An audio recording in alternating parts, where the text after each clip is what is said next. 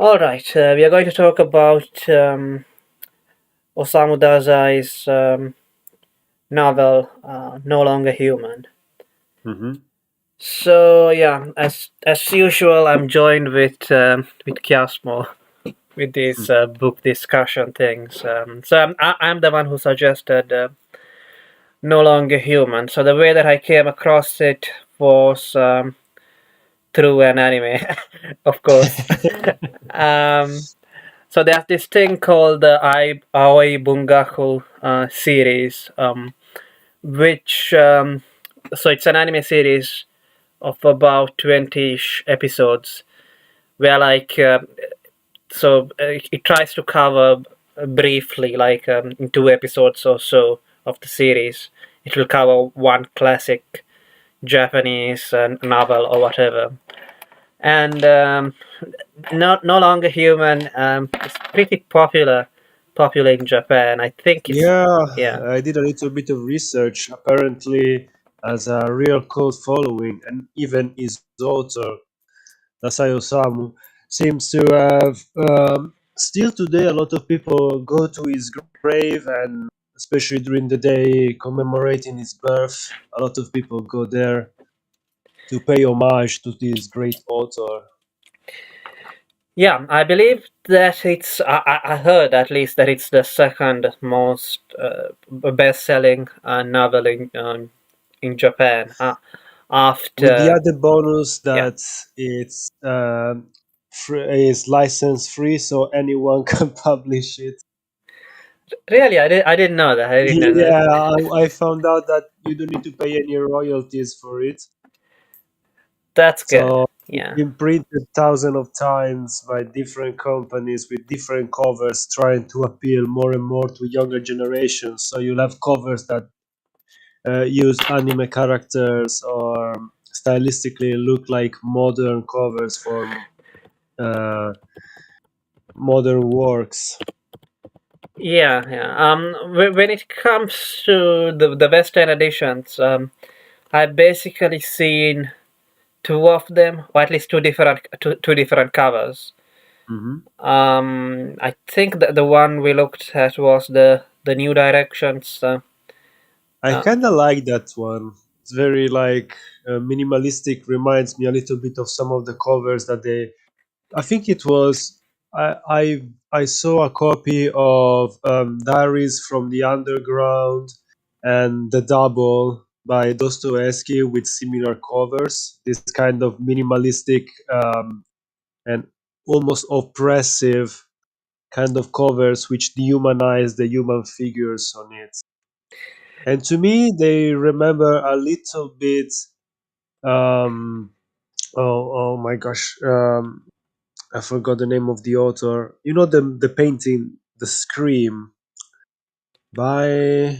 let's have a It's look. Scream. it's a very. I'm so ashamed. It's one of my favorite painting, and that author made quite a lot of Edward Munch or something. Munch. Yeah, Munch. Mhm. I There is see. another good painting by him, by the way. It's called The Vampire, if I remember right. It should be him. And guess who the vampire is? Hmm. Yeah, if I'm not mistaken, I mean, the protagonist does mention some painters himself. Yeah, Um, not this one, not this one. He talks mostly about the Impressionists because he really likes, and I can understand why. I see. I see. Um, okay. What else is there to say about the book itself? Well, it's pretty short. I think just 177 pages. Yeah, something like that.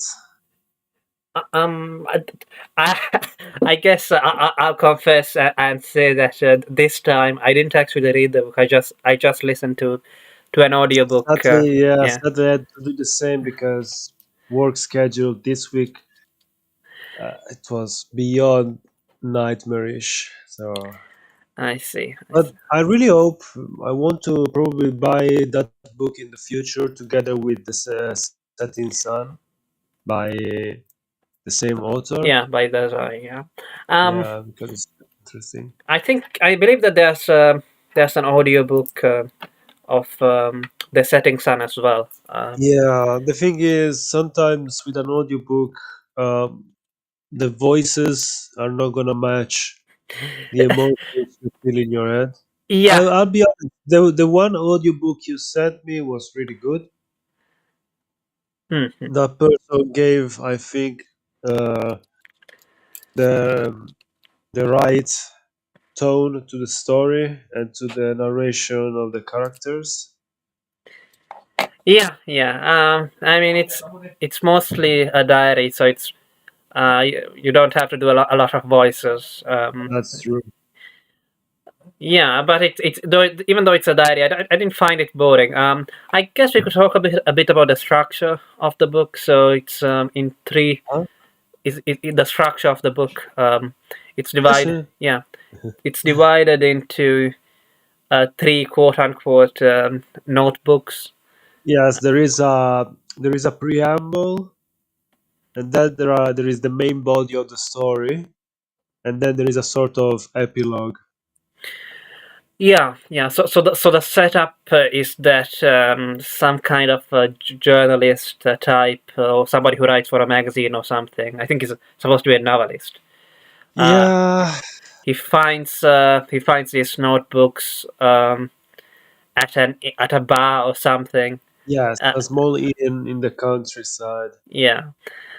And the notebooks are from the protagonist Yozo Oba. Um, Hmm. and yeah, they go over his life story from his childhood to his late 20s, and it's the story is set in the 1910s, I think. Yeah, it Yeah, gives the idea that it's set around that time. yeah. When I first read it, I think I was kind of under the impression that this was set in the 1930s or something because Yeah, same. yeah. But then more than one person pointed out, no, technically it's in the 1910s. So I was like, whoa, that's surprising. Yeah, And I think it speaks volumes of how uh, Dazai is able to be relevant to no matter the time he's writing in, because even if the book was written in 19, it was written in 1948, right? yeah, So yeah, yeah, between 1946 and 48, because it was his last work. yeah, But the way it describes everything, the tone, the I've even, of course, it's a translation. I cannot read the original Japanese, but the terms, the terminology, and the way he writes sounds could have been written 10 years ago, and you could have believed that it was a modern piece of art. But that's what's so surprising. It feels so fresh. yeah. The trans. So the reason, by the way, that I was confused about the time in which this was set was because I think that some of the characters in the prologue and I think the epilogue talk about air raids. So I thought, Japan air raids, that must be World Hmm. War Two, but apparently Yeah.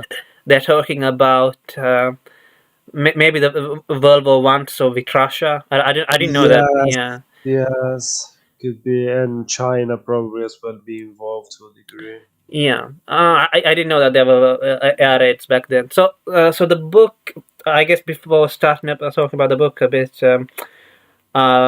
we could talk a bit about the introduction, which is by the translator. Um, Oh yeah. called Donald Keane. The translator is Hmm. called. I've seen other. I've seen him crop up here and there. Like I think he has translated and written introductions to a lot of Japanese stuff. This guy. Anyway, he explains why it is that the title of the book is no longer human, rather than what the literal translation of the Japanese Yes. text. For example, I checked also the Italian translation just in case. And the Italian title is a bit closer to the Japanese one. It's called The Disqualified, because the literary translation from Japanese is disqualified from humanity, from being human, pretty much. Yeah, disqualified as a human being. Yeah, but Mhm. I think I don't know. I kind of prefer no longer human in English anyway. Yeah, it does. Yeah, in English it's better. In Italian, it's just the disqualified, which is quite interesting as well. Gives a different vibe. Hmm. I don't know. I kind of feel like the disqualified is a bit more generic. Uh, Yeah, but it's still relevant, I think, yeah, because it's one sensation that goes throughout the book is also this of someone that put himself on the line in a. yeah. I think the introduction was a bit interesting as well. Like we went a little bit into the background of Dazai. Hmm. And this wasn't exactly about Dazai, but one comment which he made, which was interesting, was that at least back when he wrote this introduction, that so he said basically, Keane said that Dazai would have been pleased if he saw the reaction to no longer human Yeah. and the settings on it, especially by a Western audience, because I think he said that one of his Japanese author friends appeared in um, some kind of award list or something for Asian authors. Yeah, very general, very broad. They Yeah. were like Indian and Chinese and like all from all of Asia. It was going to be generic. And so, well, according to Keen anyway, his friend, and I guess probably Dazai as well, would have rather preferred to to have been put on a list alongside European Yes. authors. Because I guess what he's kind of trying to say there is that but by this point, or even by the point, by Dazai's point as well, like Western literature had permeated to such an extent that you know people were more concerned with. I mean, there's a reference to Dostoevsky Yes.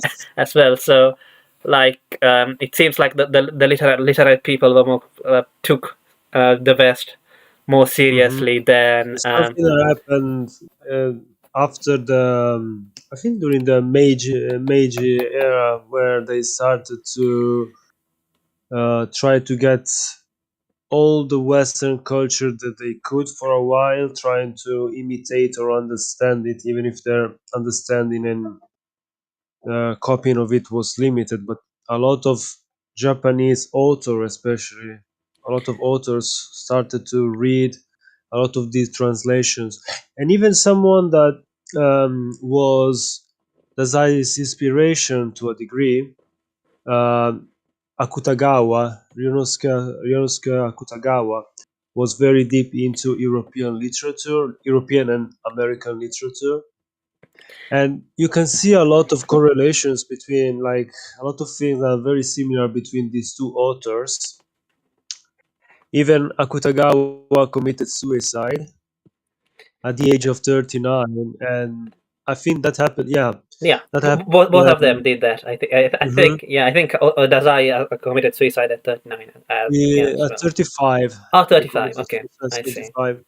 And it was a very big fan of Akutagawa's work, and I imagine that left an imprint on him, not just the works, but the fact that he committed suicide, and Yeah, that they felt this sense of yeah. emptiness, Sp- meaninglessness. Speaking of Japanese authors who committed suicide, apparently Yukio Mishima I was about to.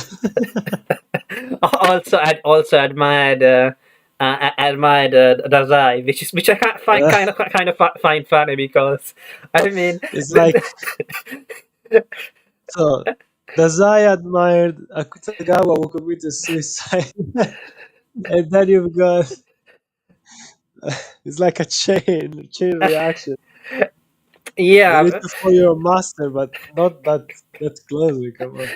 yeah. I also found it funny because I kind of got the impression from what I've read that they had different personalities. I mean, Dazai is obviously the older man, but he kind of comes off as more modern than Mishima, Yes, doesn't he? Mishima was someone who wanted to use the aesthetic of the past. That's why many of his books, even if they are they were written in the 40s, 50s, and 60s, they sound a lot more archaic in tone compared to Dazai, who seem very fresh, very modern. There are people who say, I saw a short interview with a Japanese professor of arts and media who was saying that Dazai's style it's very similar to blog posts and to modern personal diaries in that sense. Yeah, yeah, I think on the Wikipedia it said something that Dazai, that, or rather that No Longer Human was part of a trend at that time of so-called I novels. I as in the personal pronoun I, Uh-huh.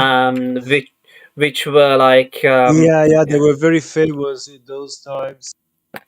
I remember this term being used to describe some of Akutagawa's works as well. For example, Kappa by him, by Akutagawa, is something similar because it's like this first person diary. Even if it's a surreal story, it has some of those elements.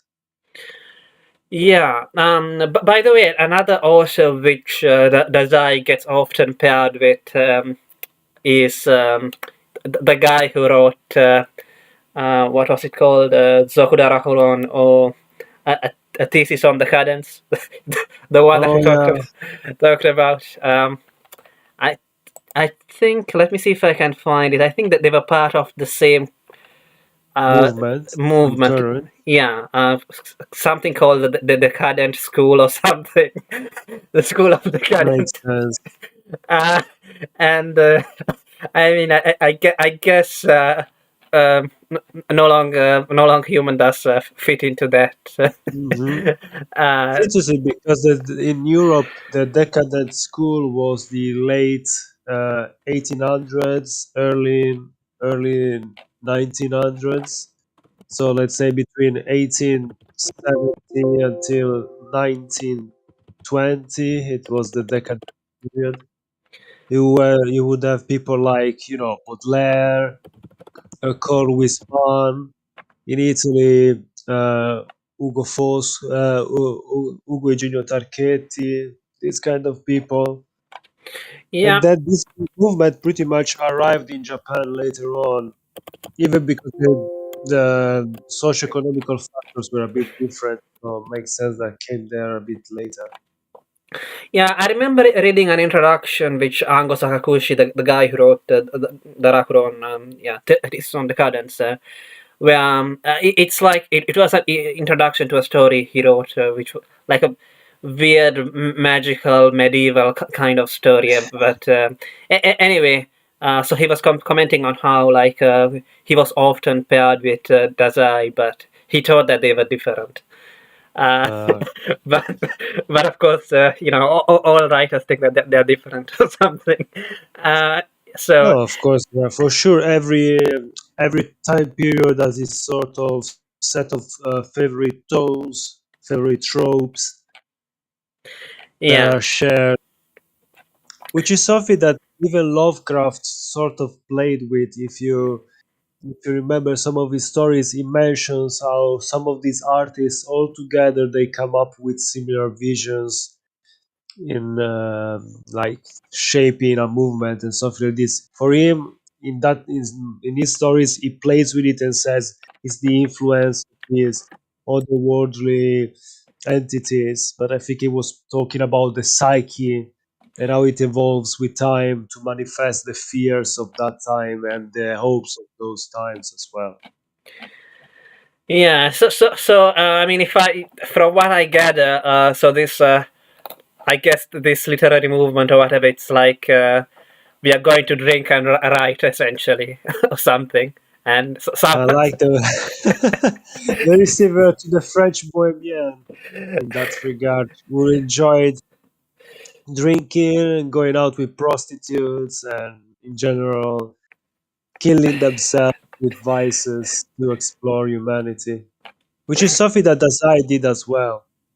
That's how he came to devote his last year to no longer human. He pretty much shut himself away from his family. He left his wife and children. I think he had two children. I don't remember, and maybe three children. I don't recall how many kids he had. And for the last year of his life, pretty much, he moved to a new place.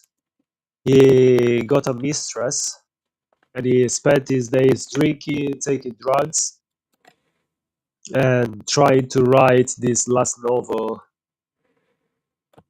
And once he finished that, he felt there was nothing else to write, nothing else to live for.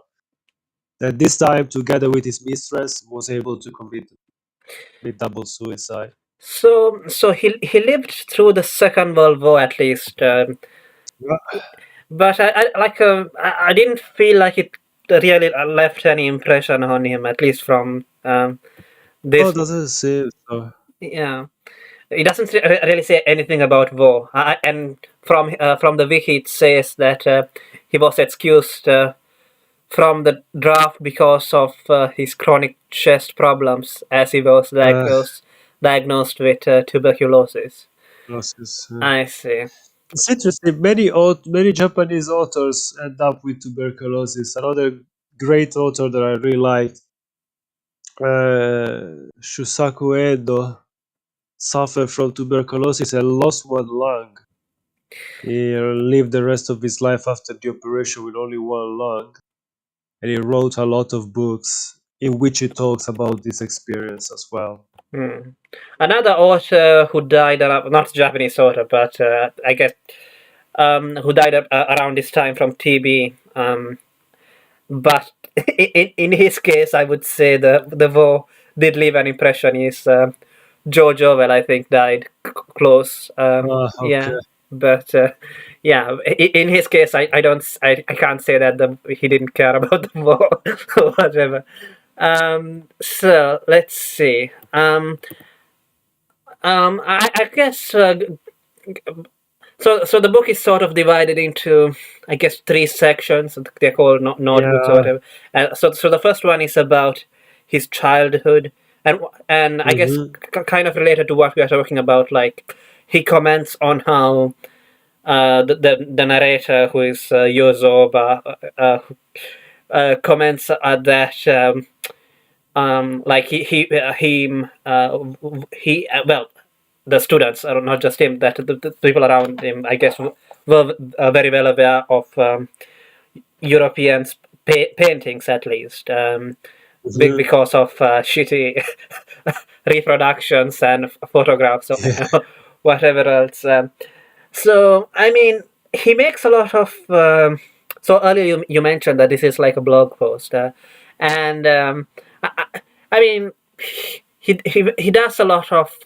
So it's not just that he recounts what happened, but he makes a lot of observations.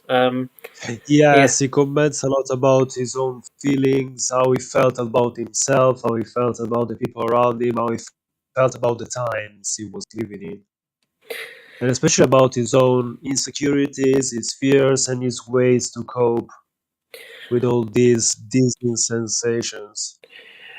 yeah. So I've checked out some reviews before, and one of the reviewers said that he could relate more towards the stuff said in the first part, like like when you are a child and you realize that adults lie.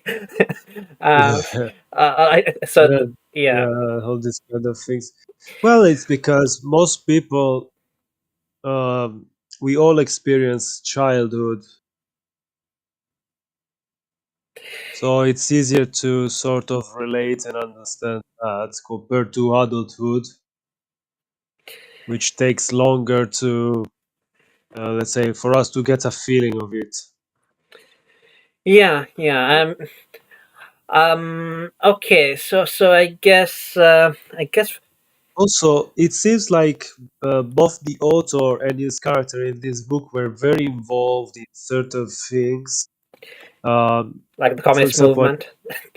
yeah, but and again, this is interesting because being someone who admired Akutagawa went through the same phases. He wanted to join the Communist Party, then he felt like it was useless, and he started to be interested in Christianity, something that you feel even in the book.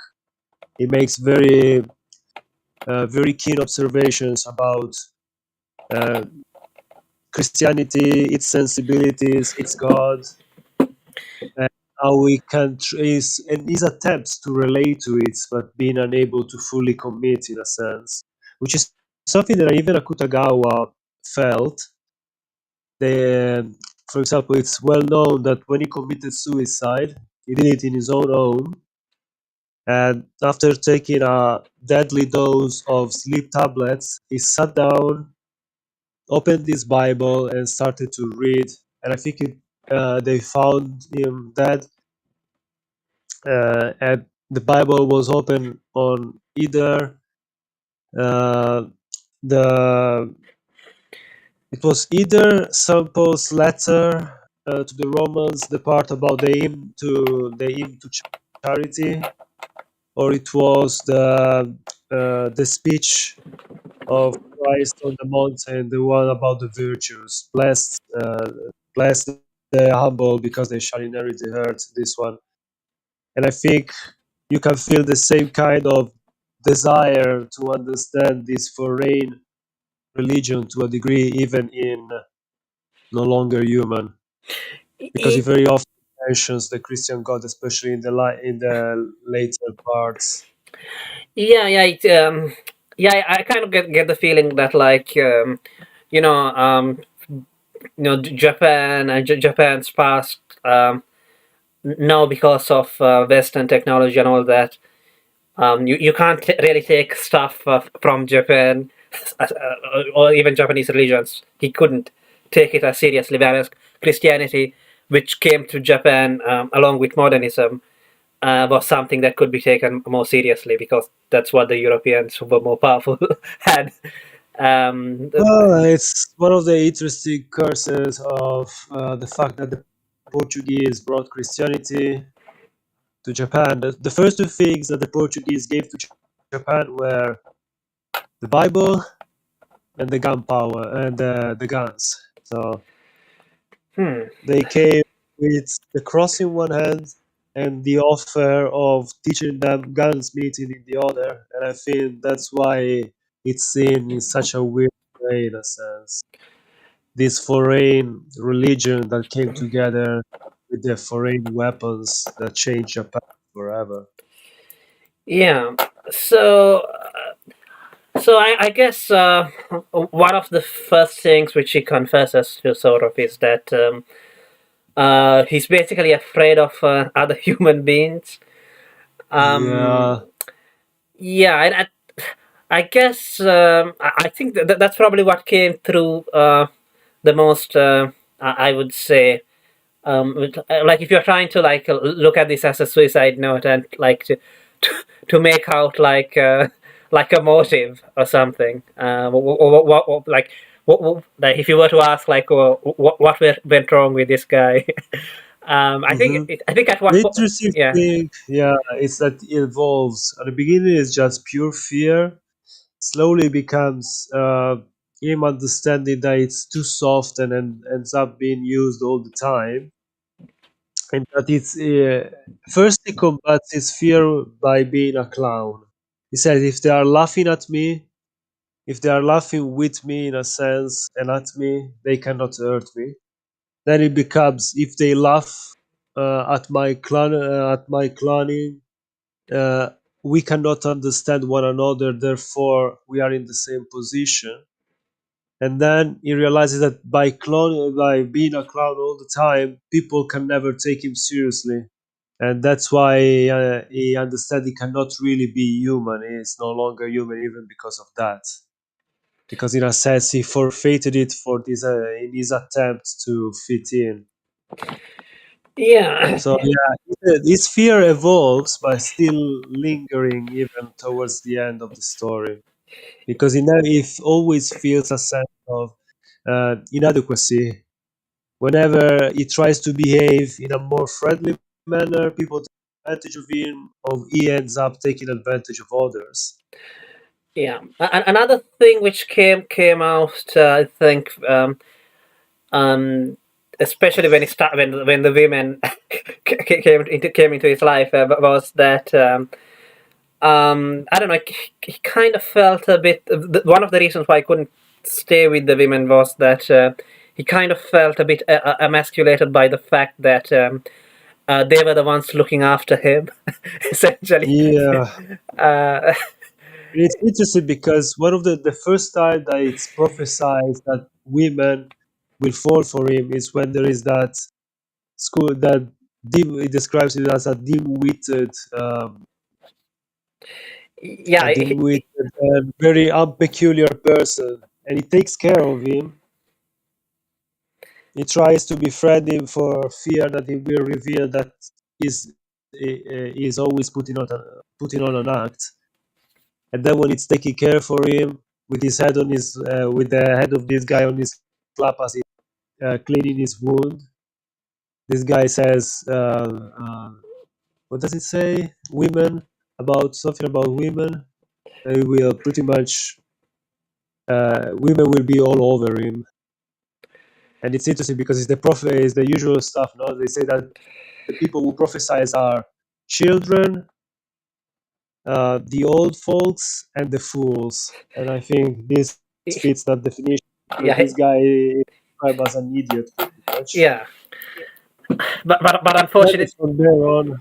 the other predictions prediction that I think Takeuchi, the limited child, Yeah, makes that that Yozo was going to become the protagonist was going to become like a a great great. painter. That didn't happen. Yeah, Well, in a sense, it happens, but it happens in a weird way. He becomes famous, but more like infamous, rather in his own circle. Y- do you kind of get the feeling that I think so. There's a lot of self-criticism in the story, like, and Yeah, you could kind of say that, oh well, this guy is just criticizing himself. So before a bit too anyone much, else, even. before anyone else can criticize him, Exactly. It's like puts in his head forwards, be like, I'm terrible, just yeah, let it be known. like Which is something I can relate to. It's something that I often did in the past. Because the idea is if I tell to everyone I'm the worst, then when I'm revealed that I'm not really the worst, they have a better impression of me in a sense. yeah, And then it becomes a habit that you end up believing your own lie.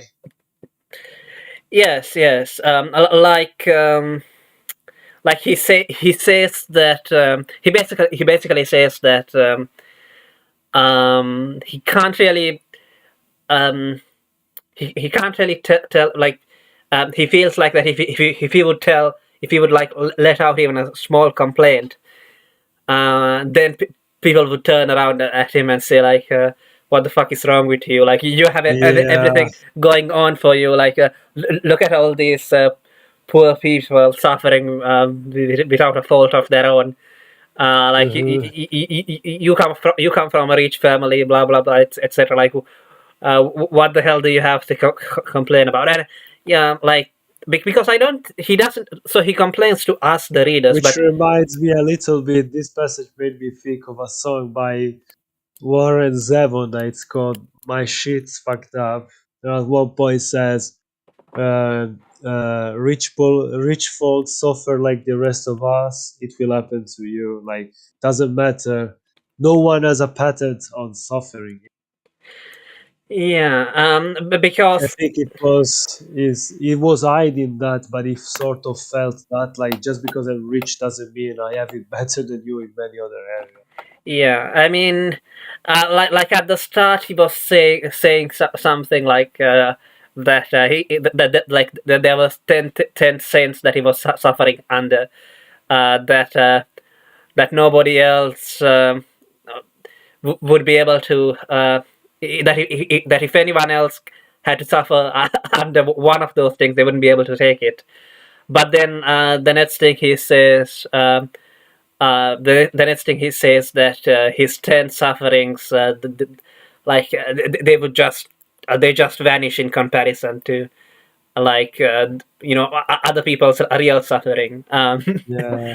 Like like stuff like you don't have enough food to eat, or something. Hmm.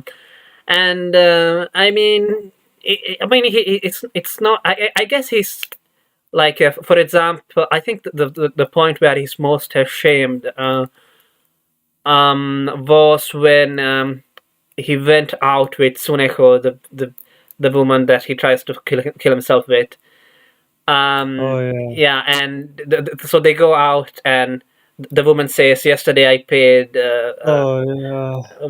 Let's So go in order. So after his childhood, he moves to Tokyo, right? Yeah. yeah, And he spends his years. First, he tries to go to college. I mean, he's forced to go to college, but he really doesn't go to college. He goes to art school because he wants to learn to draw, and he started to learn to draw because he wanted to draw his ghosts. He says he wants to show their ugliness. At one point, he's shown a picture by Modigliani, an Italian painter. If you haven't seen him, his figures are always slender, with a very long neck, pale skin. Very often, the eyes are missing the pupils. It's frightening if you look it as more of a picture of something in between life and death. I think it's a good painter. It's interesting. It's not revolutionary like others, but it's quite good. And after that, he realizes he wants to paint ghosts. He wants to paint something that scares the inner part of mankind, in a sense. And from there, when he moves to Tokyo, instead of going to college like his family wanted to, he sneaks out and goes to art school instead. And there he gets in touch with, uh, Horiki. yeah, and Oriki introduces him to first to the bad habit of smoking, drinking, and going out during the night looking for prostitutes, and then into the circles of the communist youth, let's say. And through there, he met this woman, right? She's one of the women he meets in that period. Yeah, yeah. Yeah, He meets one woman there, and he's also, I think. So when he moved to Tokyo, he had his own. He had his own place. He moved to his own place because yeah, he couldn't stand living in exactly. the In a communal space with the rest of the yeah. students. I think he said something like that. It seemed like that it contained the distorted sexual fantasies of the people who lived there, or something. In other words, it was always the same, even Okay. even 100 years ago. Seems like schoolyards and all these places were more or less the same. And There was no internet, but I'm sure they were able to smuggle in everything they needed. yeah, and I imagine that these places were also extremely dirtier and poorer Yeah, than they are now, because if you go to I a do believe. I do believe. Yes, they started to introduce like because we is talking from the point of view of 1910, the 1910 and 20. It was different. The school system as we know it right now in Japan, the one where they have to stay and swipe the floors and make sure that the communal spaces are well kept, came after that period around, I think. during the Yeah, 1930s. even that, I think that's mostly true about schools rather than Yeah, the school college. premises. Yeah. The school, Yeah, but I don't think if that's true about universities, because I think I'm just so back in Sri Lanka, which I guess is at an economic level similar to what they had uh-huh, in Japan. So basically, students have to do like that stuff, like cleaning their own the uh-huh. classroom and stuff, and all that. But and they have to wear a uniform, blah blah blah, etc. But then after they have finished school, like so because they have been so they have had to be so disciplined. Um, They relax. yeah, they no longer have to put They uniforms on, relax. and yeah, and normally the university that they can go to is far away from home. Like here, for example, like you had to go to Tokyo, right? Uh-huh. And the domes in these places are dirty, and like there's a lot of bullying and cliques. Uh-huh, mate.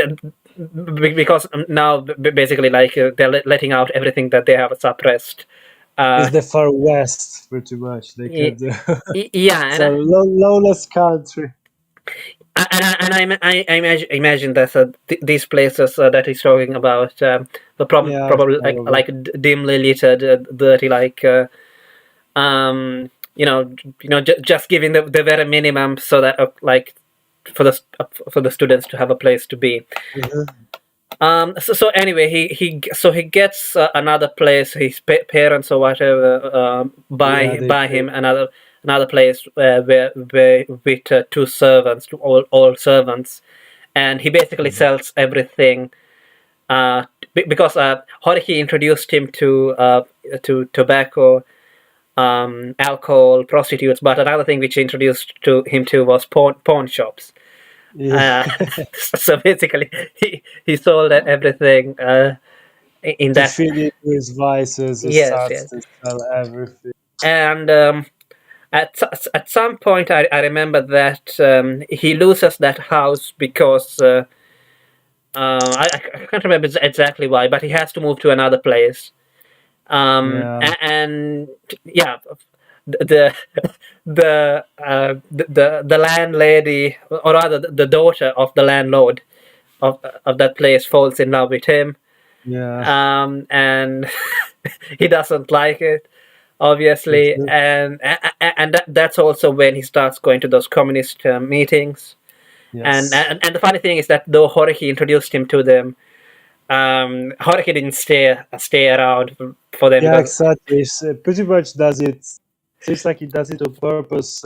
Say, here, have a glass of this. I, Uh, yeah, I think the joke reason which he gives to the protagonist, to Yozo, for not coming back to the communist meetings is that a Marxist should know both the productive and the consumptive yeah. aspects of society, which is to say, by the Yeah, it's pretty much consumptive. say these people don't understand. Don't understand the thing. Um, so I mean, Yozo kind of looks down on people a lot, I would say. Uh-huh. He certainly looked down on Takeuchi earlier, even though Yes. Takeuchi could see through his Yeah, exactly. act. And maybe that's one reason because he thinks that that he's so stupid that he cannot even get that it's a joke. Mm. The Yeah, guy sees plainly because he's such a plain person. He cannot understand that his act is like something that requires effort. yeah. I mean, And there are only in the story there are only like two, three persons that are able to see through his rules. yeah, yeah. The first one is this The first, plain person. yeah, the kid. The second one is the guy who he calls flatfish. Again, there is this commonality of being flat. There is something flat That about I that. can't remember when did he see through. A Yeah, little, I guess he just didn't give a fuck. Like, exactly. He just cares so little that the rules doesn't work with him in the same way. It's just so distant. He ends up doing all that he also wants, but at the same time, he does it out of he just wants to live his life and that's it. So he really doesn't care Yeah. that much. And the other person, of He's just course, worried about himself. yeah, yeah, exactly. And the other, like, he's again a very dull person, and the other Yeah, person, and the other person, which sees through him is the district attorney because, exactly. yeah, When he does there at one point he fakes a fit of coughs with blood in it, and it's not really coming from the coughs, and the guy's like, "Was that for real?" That was yeah. The first time I read that, I thought that that was really humiliating. The second time, yeah, yeah. uh, There is that's the thing. It's both humiliating and funny. yeah. First time you empathize with him, the second time you see that he did something so ridiculous that he did. Someone was going to notice and point it out to him. So he looked down on the communists there because he thought that, well, that their theories were so simple.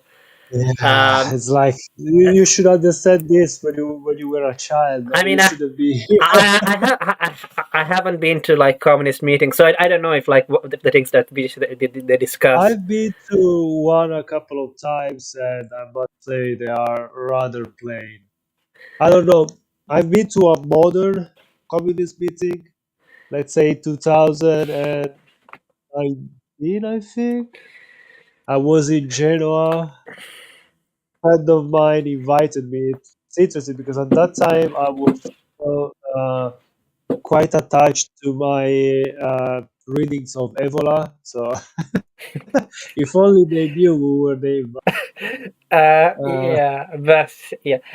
And another thing which he made fun of them for, well, first of all, I thought was the fact that the speaker, which or rather the esteemed speaker which he met during the first meeting was ugly. Was an yeah, ugly I young man, yeah. remember.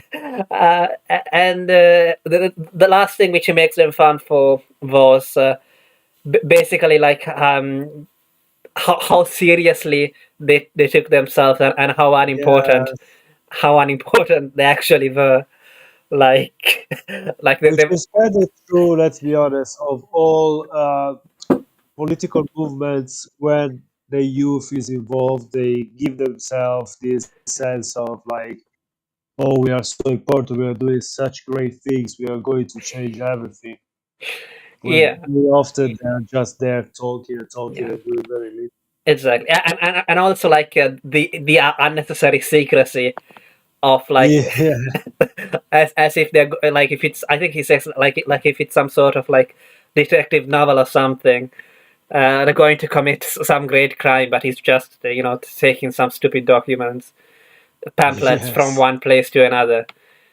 And they trust him and they see him as something like a vital part of their master plan. Yeah, and of course, little did they do they know that he's actually like the son of As a a very politician. powerful land, very much landlord and owner of large swaths of land, and that a lot of people are living and paying to stay on his premises, pretty much. Yeah, I guess I kind of find it interesting that even as early as 1910, there were Marx had already made his way to as far as Japan. Uh, Yeah, it spread quite quickly. yeah. Yeah, it had to do also with the fact that Japan went at war with Russia. It was Okay. the last time that think about it when the Japanese Russia war went raged on. It was the time when Russia was about to transit from the Tsarist Empire to the first inkling of change with the Bolsheviks. So maybe that's also why it spread so fast, because already there were agents trying to spread this message to the enemy of the Tsarists. And of course, since the Japanese were at war with Russia at that time, they wanted them to be influenced by this idea that would topple the rest of Russia. Speaking of agents, Hello Fahrenheit has there. joined us. Yeah, Hello. I don't know what you're talking about.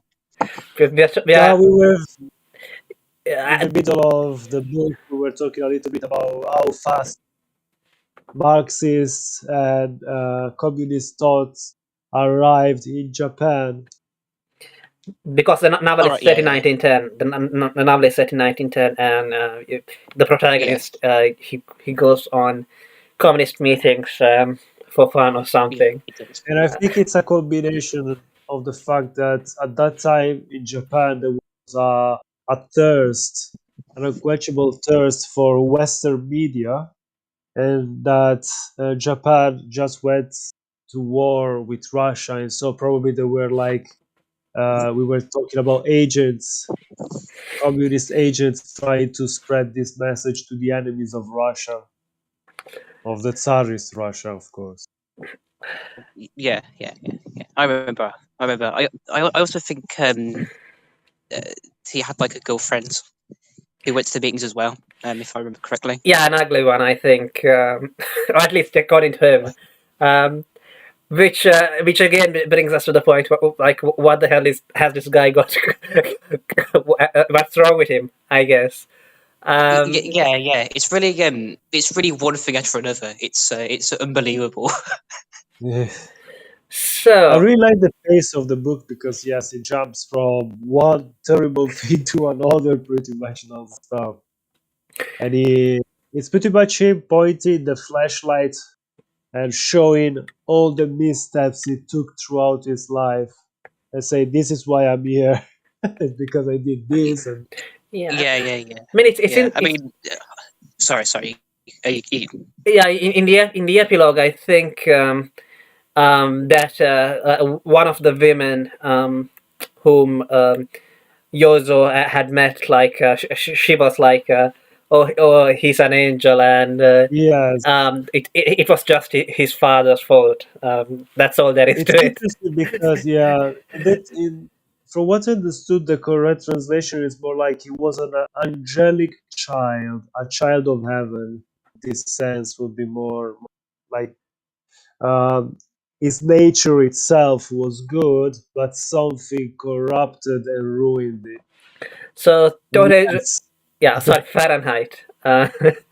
Yes. What were you Yeah. going to say earlier when I Well, interrupted you? Yeah. yeah, yeah. Well, yeah. I was just sort of saying that when I was reading not the book but the manga adaptation because that's That's a that's couple the of kind of guy them. I am. Yeah, that's a couple of them. Um, Yeah, you're talking about the one yeah, by yeah. Junji Ito, right? I did, yeah, yeah. Which I think is quite faithful. So I'm not going to be completely useless. I really like the art by that guy, so be good. Yeah, yeah, yeah. I love his stuff. But I was always thinking that there's lots of bad things that happen to him that aren't his fault, right? I mean, he sort of gets like abused as a child No, and of things, course. um, but but it's the things that like that are his fault, right? And it's those things that really sort of kind of like hurt the most, right? Let's Um, say yeah, it's more like its own free, like it's free will at the end. It's what causes the major wounds. yeah, yeah, yeah. And I kind of I'm not quite sure why I buy his character so much. Because his entire character um it's like there's like some supernatural energy he he emits that sort of brings all the ills of the world towards him. So well, on the one hand, a lot of it is his own fault. It's due to his sort of dishonesty and his cowardice. But also Hmm. like a lot of it is it just feels like he's just sort of this victim. It's like he's been cursed, and I think he actually does say he's been cursed at one point. But yeah, it's I don't know, like It feels just like in thinking. between, yeah. It's like he's a magnet for all these bad events. But at the same time, he seems to be inviting them. Yeah, exactly, Yeah, I think. and, Yeah, go on. yeah, sorry. Yeah, that's kind of what's kind of interesting about it is that you're always asking, well, is this sort of determined for him, or or is this kind of his fault, right? Mhm. But yeah, that's just yeah. Yeah, There you go. I think he says something like that he was born that way or something. Um, yeah, I think so. I think the He seems a bit quote is some. fatalist at times, Yeah, yes. yeah. Like, there is nothing I can do, this is how I am, and therefore, this is how I must be. Hmm. Okay.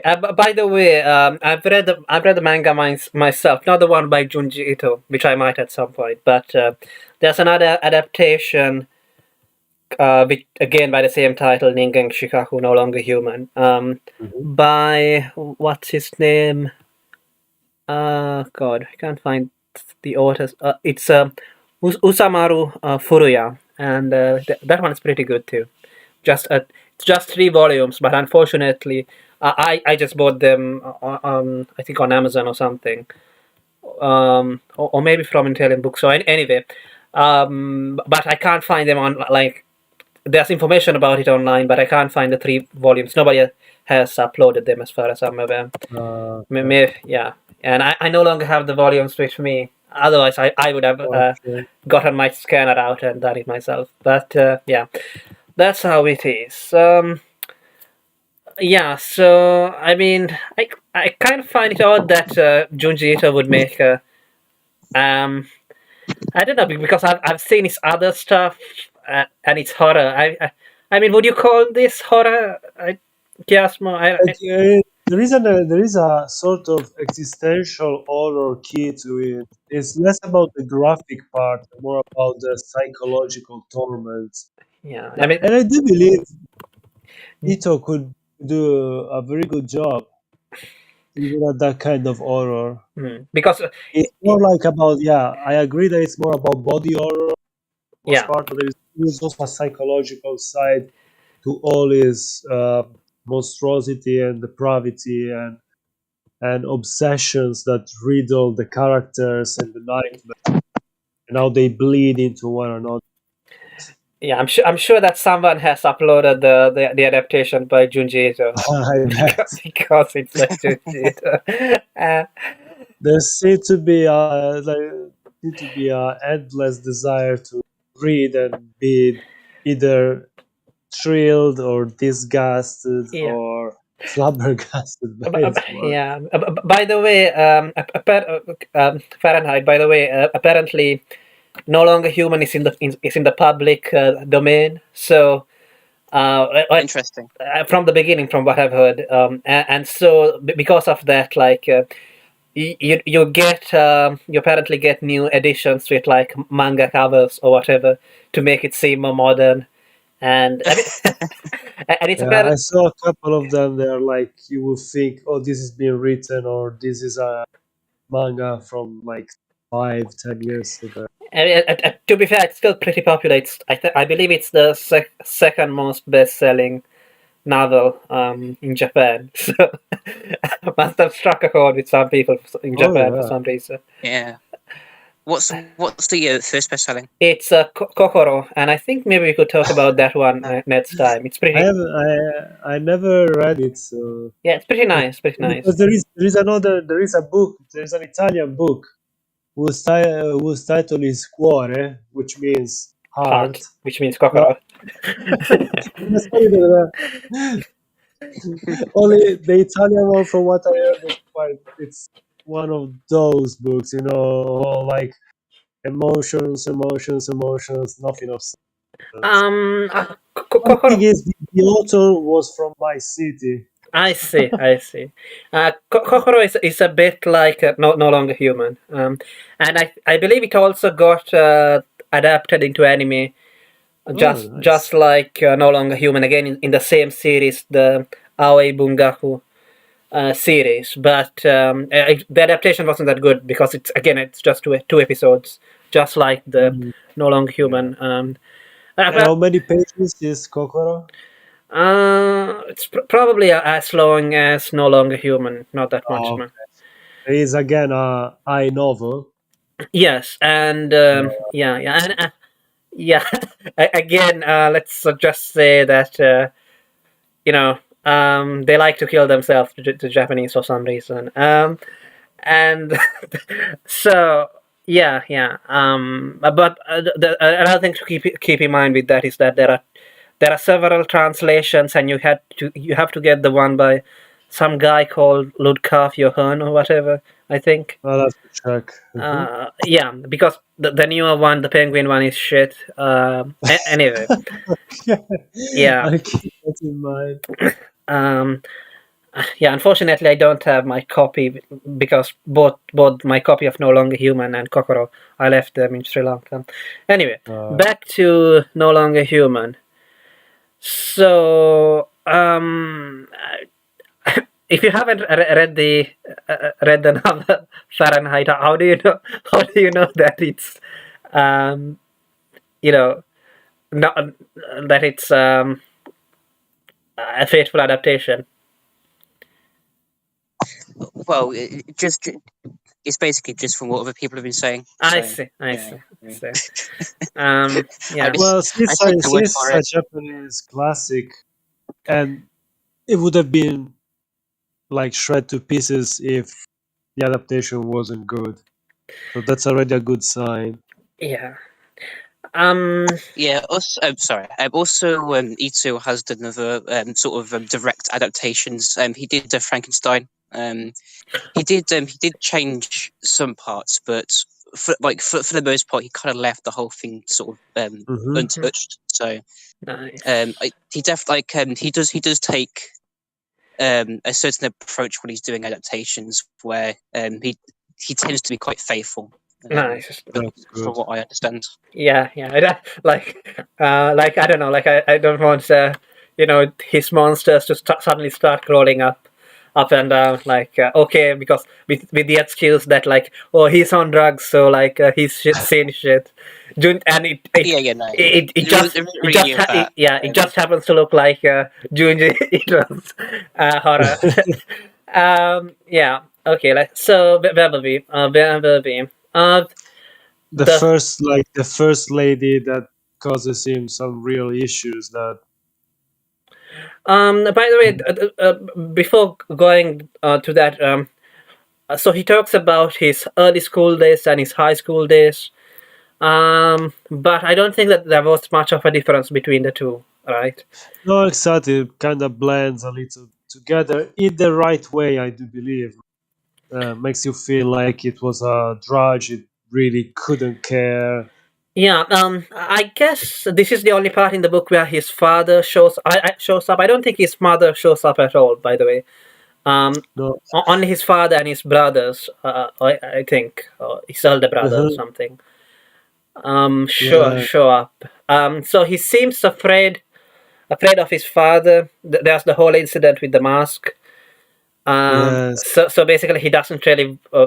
His father goes to Tokyo and brings back presents sometimes, but he doesn't really want a present. This kind of reminded me um,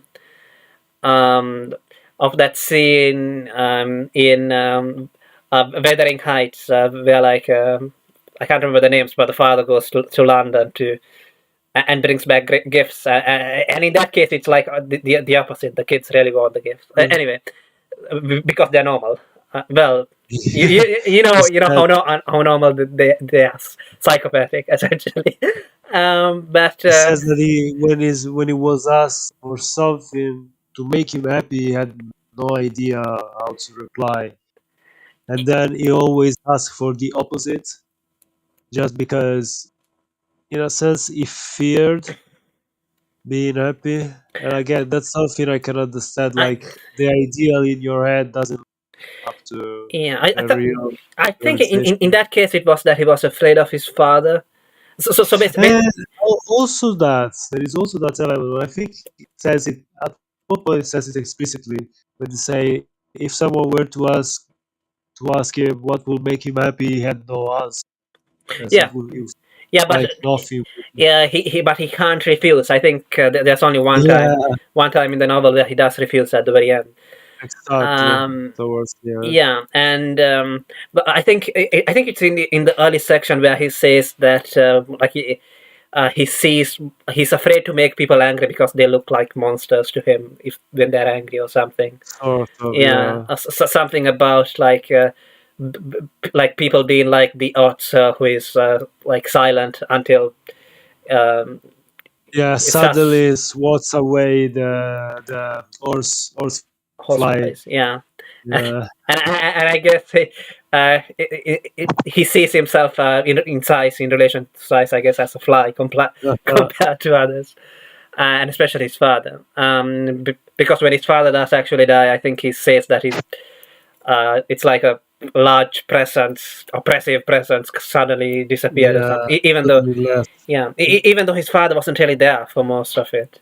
No, exactly. Yeah, But it was enough. The idea that he was alive was still somewhere. It was enough to scare him. Yes, yeah. and So yeah, I think we should point out that. So basically, he doesn't have anything to say. So his elder brother says a book would be fine, wouldn't it? yes. And his father gets angry at that and tersely just closes the book, Uh-huh. and then during the night he goes into the living room or whatever and writes in his own clumsy Lion mask.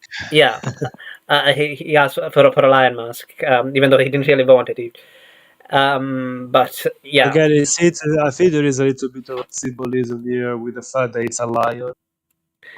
yeah. So his father is like a lion or something, I guess. Yeah. Yeah, and that he should try to be more like a lion, have a bit more courage Mhm. in his own mind and in his father's eyes. He should be a bit more.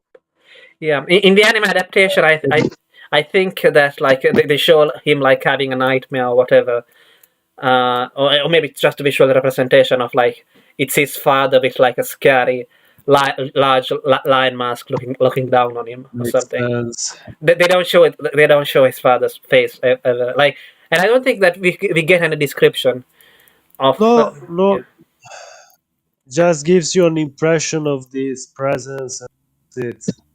Don't get even any hints or uh, broad strokes, like no, nothing.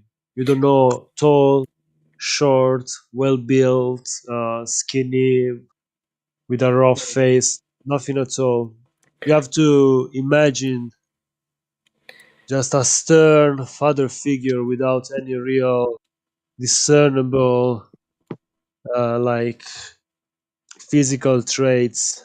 Just the presence itself is enough to Yeah, scare you. another weird thing which he says at the start that I don't think most people can relate to. Like earlier, I said that some said that they related to the earlier childhood stuff or whatever. But one thing that I don't think most people could relate to is, and I don't think that this is true about the author. I think it's just making it up for effect. The Mhm. fact that he can't feel any hunger. I don't know. That seemed a bit too much to me. Do you know? Have there ever been like have there ever been incidents of people actually not feeling a hunger or something? Well, Um, there are, but usually it's a medical condition.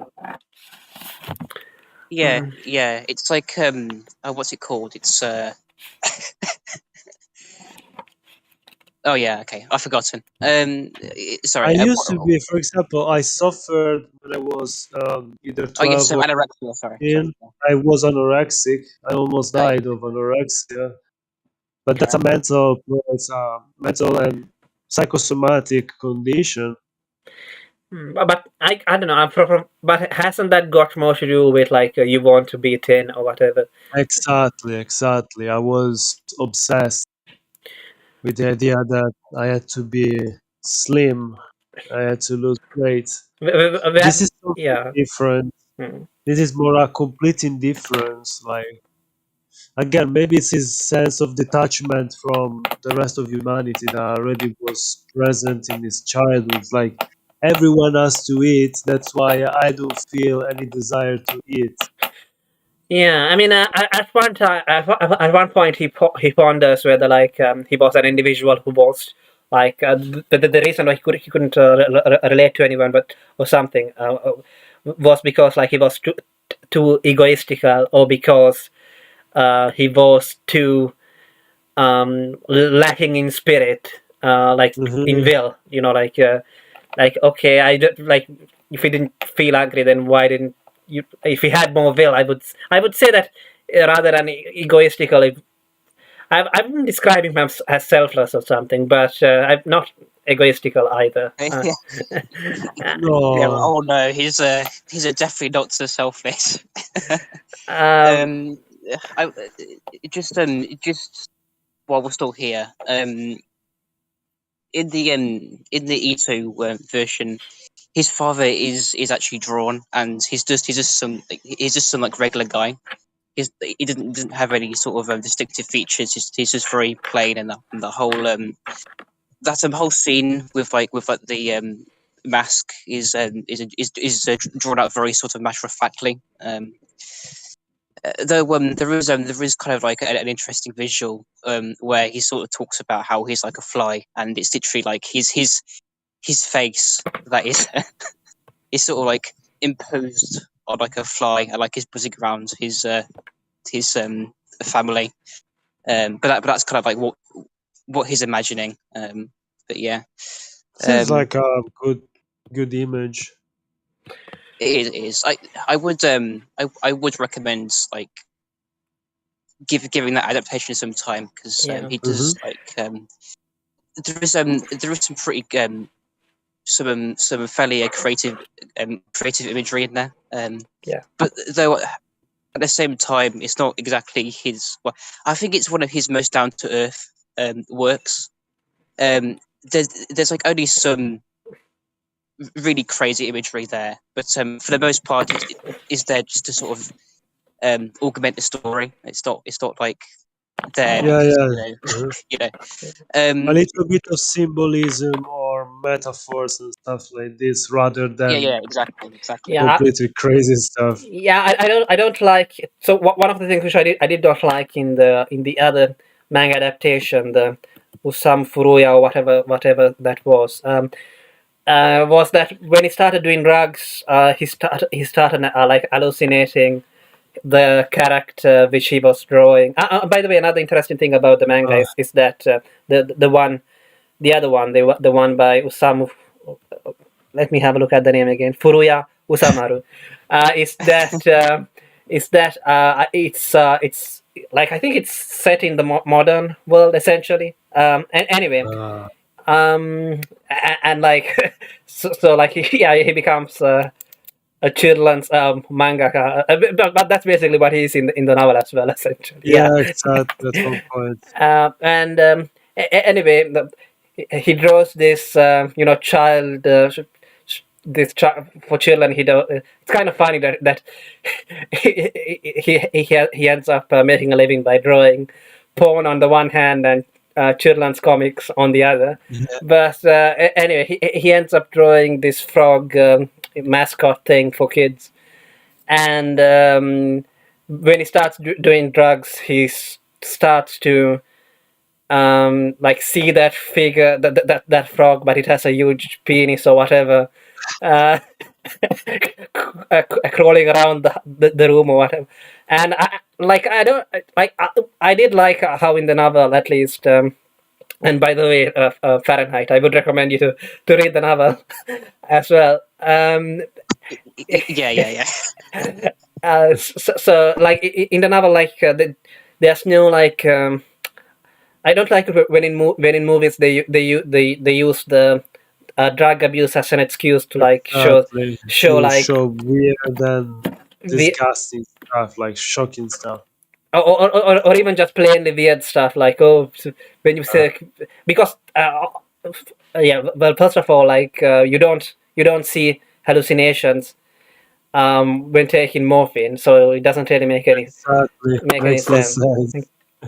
Um, okay, so I so like, yeah, that part was very well written because it's very down to earth when it comes to describing. It shows more like the social effects.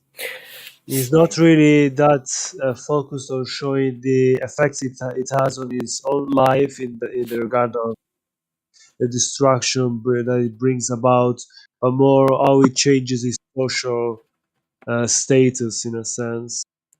How others are more worried about his health and he's more worried about how he's looking, how is what? how he looks in their eyes, how he has changed in their eyes, in their judgment of him. The Yeah, yeah, others yeah. are really worried about his health. Everyone, the lady that sells the pharmacist lady with the crutches that sells him the morphine is in tears every time he comes back. He comes back for another dose, and the people around him start to realize that this situation there is something wrong with him. Even his family ends up getting back in touch with him because of that. Um, So yeah. By the way, Fahrenheit. Yeah, go on, Mm. go on. Yeah, it just something that I think the section the first section on his childhood does really well is that it's sets him up so that you know kind of how he is and how he's going to react to things, because yeah, a lot of what happens later on is just kind of different iterations of what sort of ailed him as a child, right? I mean, hmm he's constantly sort of putting on these personas, and he does that continuously until he just gives up exactly. eventually, and then To the point and where no one can take him seriously at all. yeah, exactly, right, and yeah, he's very anxious, right, and I don't Yeah, I don't really know how it to sort of say it. torments himself, sort of always tormenting himself with his own fears and uh, Yeah, yeah, yeah. concoctions. Yeah, Yes, his own anxieties, and it's like a paralysis to him. He can't really exist in the world properly, and for whatever reason, either be it some ailment of birth, or what kind of happened to him, maybe both, right? But it's kind of like he can't really escape from this sort of prison he's in, right? And he can't exactly interface with the world properly, or sort of other people. There's always something kind of blocking him from doing that. and at the And, same time, he but seems to be admitting that most of this prison was built by himself. yeah, yeah, yeah, right. But at the same time, every sort of on top of this, all his constructs, his personas he affects, and so on. It just sort of instead of sort of making it better for him, though, his acting does sort of give him some sort of social advantages in his childhood and later on, and yeah, it does let him have access to drugs, but these things always hinder him, right? And what I was reading this, and also looking at that, and also looking at the pretty pictures as well. I hmm I was just thinking that if only he was more honest, right? Then he would, his life would probably have been uncomfortable in the short term, but in the long term, it probably would have sort of gotten out of this story, kind of in a much better state, right? Yeah, And I think and that's kind of what I got out of this story. That you kind of that sometimes you kind of have to take short-term blow, right? If you want to live better in the future, and Indeed. he never sort of does that. He's always avoiding. Exactly. It's always try to either put on the facade a bit longer just to like try to buy time, and he never ends up doing what he has to do. Yeah, He yeah. It's kind of prefers like to just watching, joke a around. match burning, burn from either end. Yeah. He reminds me a little bit um, of some of the characters that Woody Allen plays in some of his movies. These characters that even in the most dire and serious situation always have to act like clowns, Mm. which is Yeah, yeah, the yeah. archetype of the Shlomiel, which is the town fool, pretty much. I With the get difference that he's good looking. Essentially, that's a I guess. Oh, is there another difference you want to point out? well, the difference is the Shlomiel has a sort of redemptive element because he has usually a skill or something that prevents him from falling completely flat, and in the end, he's able to do something or realize something positive. In a sense, it's because it's essentially being a Jewish character, a Jewish stereotype that is sort of like the divine favor. You are sort of an idiot, but you are still one of God chosen people. So in the end, things you will have that one thing that will redeem you, save you. I guess in this case, if it had been that kind of character, it would have been his painting or cartoons or whatever, or what or something. If I get what you're saying. No. Well, the thing is, I believe in this story, No Longer Human, the possibility for redemptions are there. It just it never taking them. It always seems to take the wrong answer, or to do the impulsive thing that backfires the most. Yeah. Yeah. Um. So yeah, I mean, so he does say himself that so there are other people suffering in the world, but at least when it comes to them, society will look at them favorably or help them or whatever. But in his case, it's his own fault. So yeah, there's none of that because it's not like he's crippled or whatever. It's all in his head. So you can't really Yeah, say that he's a victim or whatever. and I think all the many of the different characters that speak about him are like different sides of his own psyche about himself, more about the author. So So it's like those Eva. are Yeah, those is what? he also is more like the negative, like the despair, the part that is always no matter what, it's all my fault. Then you've got the more like calm, collected part that is the person who's writing the introduction and the outro and the final part of the book that is more like he's trying to assess in a more honest and detached way the real character of Yoso. And then you've got the former innkeeper that was in Tokyo and that then moved to the countryside and sees the good in him, even to a fault. She's trying to blame everything on some outside factor or different factors outside of the main protagonist's control to say he was a good person. And only because of these bad situations he ended up being like it was. If only he didn't drink. Yeah, Uh, the thing is, he yeah, drank because he wanted to, so in yeah, a sense, it's also his fault. yeah. But I think Uh, she goes on to say if only he didn't drink. But no, even he drank, he was still an yeah, he angel. was still a good person. It's all the end. It's all someone else. In this case, it's the father's fault. And what Yeah. was the if only? So I asked Paz what he thought about this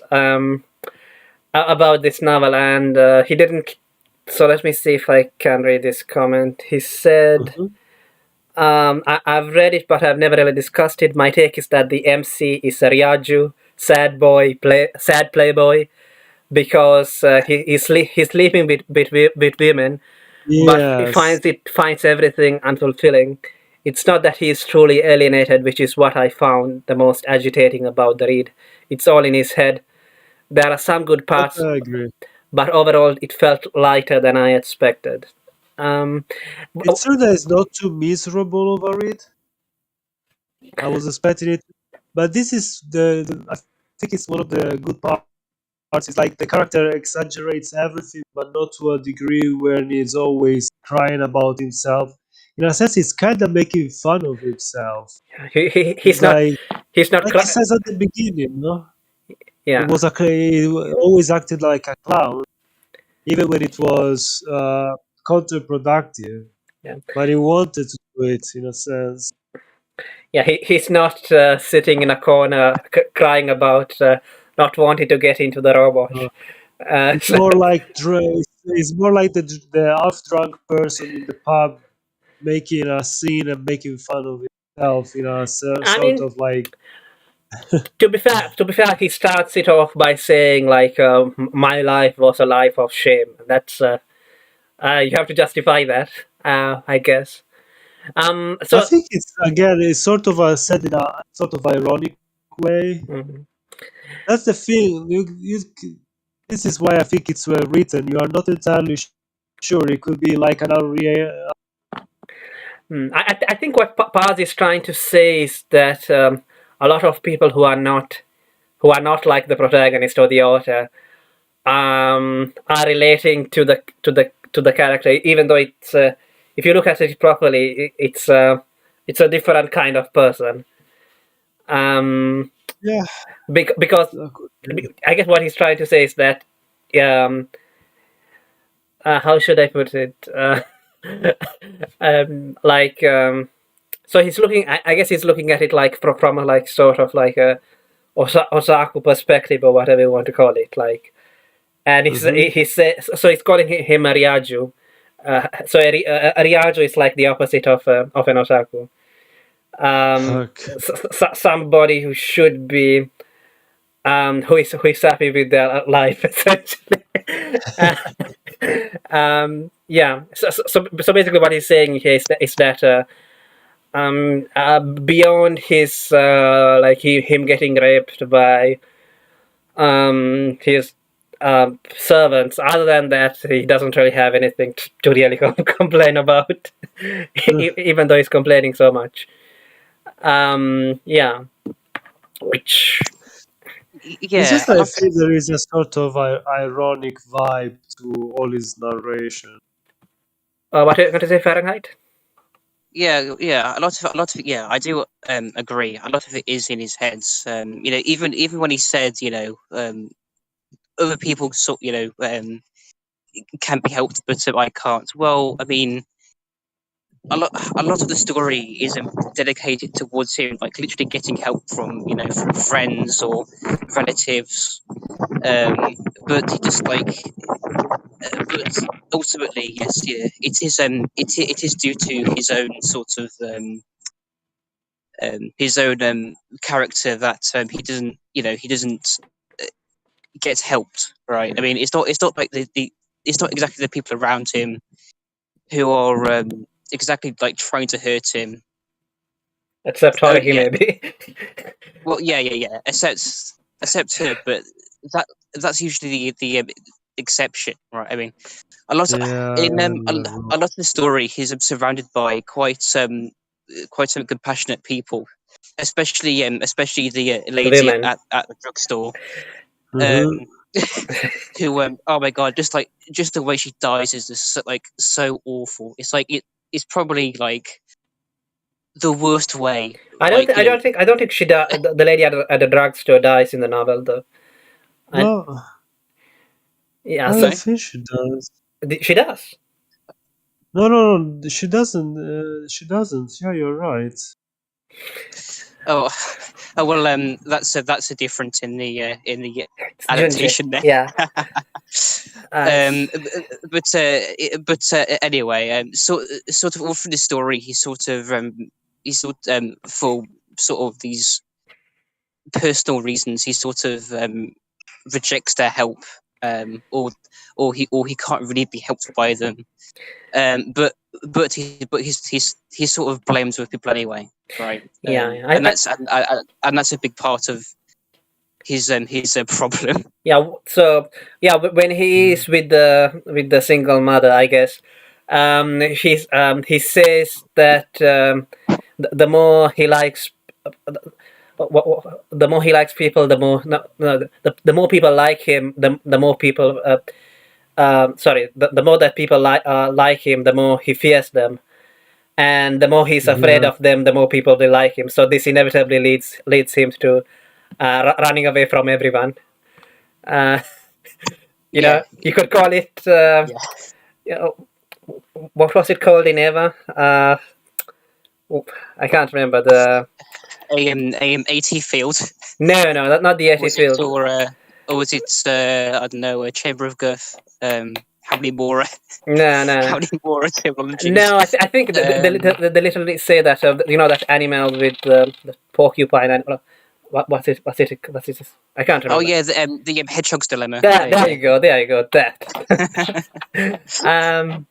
Okay. Yeah, I don't know if Hideaki Anno has said anything about Dazai, but I wouldn't be surprised if he hadn't heard of him because he's a popular. But I think Yeah, no, Oh, I think he has. but I think that when it comes to teaching it in school, from what I've heard, well, from the interview that Junji Hito, there's an interview which he recently did with NHK, and people asked him whether he had read No Longer Human before writing the manga, obviously, and he said that he had known about Osamu Dazai because of the story around Melos, which is popular among kids. Like they teach it to kids. It's a story for kids, but well, so it's the sort of thing that they would teach in school, whereas No Longer Human is not. Let's put it that way. yeah. Yeah. Anyway, Makes guys, sense. I have to I have to go now. It was good sort of popping by for a little bit. Same. Yeah. All right. Yeah. I'll see you guys later. Yeah, later. See ya. Take care. Yeah. So where were we? We were stuck. So I guess the last thing which was kind of memorable in the first part was Mhm. that little anecdote which he gives about The Indian dance. the what? The Indian dance, how he calls it. The Indian. Just Yeah, making okay, there's something else. It's a reference to something else. no, it's him like dancing in front of the family and servants, Oh yeah. like an idiot, pretty much for their entertainment. Yeah, I think I was thinking of him getting surprised when his father's his father's a politician, so the people who came to watch his speech and his servants, Yes. That's a very good part. yeah, and his servants were like, oh, yeah, like it was such a great speech, Mister. Then, Yeah, but then after his father has left, they were just talking. The servants were like saying like how boring. trash talking, how terrible. Like it This was guy it was couldn't do barely it. intelligible. Yeah, Couldn't make head or tails of it. yeah. And the servants were like political meetings are like the most boring thing ever, which is true. And yeah, I think I've had a similar experience when I was a kid. So it was like a bunch of aunts, middle-aged women at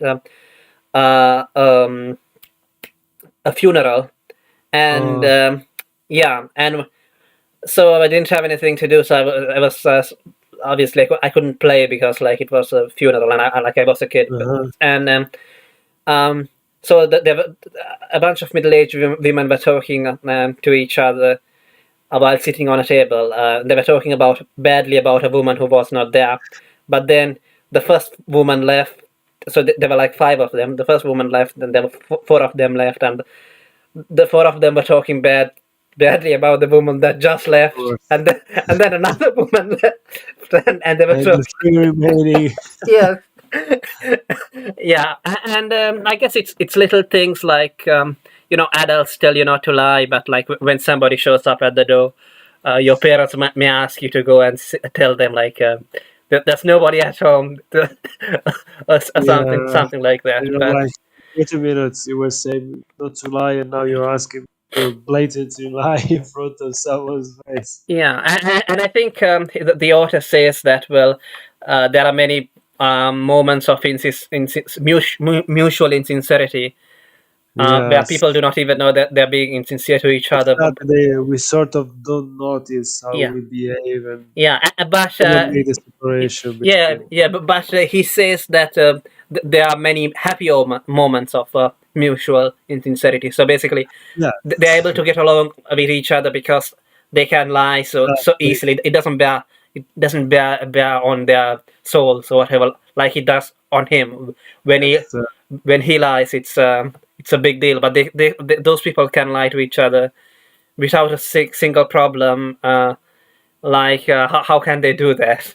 mhm. I think he says that if only I had known that one secret to be able to lie and not feel anything about it, then yeah, I would be happy. Um, In a sense, I think that's also his own justification for his endless clownery, for his buffoonery when he's always around others trying to make them laugh. I think it's also trying to explain this as a way not to lie. In a sense, it's like if I portray myself this way, I don't need to show you my real self, and this way I can prevent this from happening to me. Or if you want to make fun of me or badmouth me, or just going to attack a fake me, the one I always portray outwardly. yeah, I think that it's normal for kids to be like afraid of what like other people will think of them, and like to think that it's like a huge deal, even if it's a small problem. Mhm. But This is sort of it's interesting because you can see this as the development of a psychosis. Starts as a child that he cannot give even as an adult.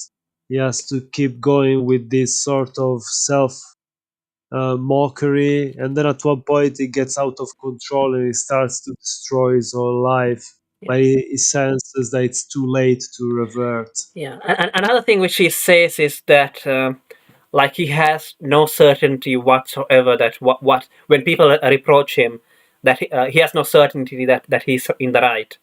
And I mean that is also normal, I think, when it comes to kids. Like even when kids do something wrong, they in their minds they will think they will think that they're doing something wrong, right? Like they will Yeah. know that they're doing something wrong because the adults tell them that it's wrong.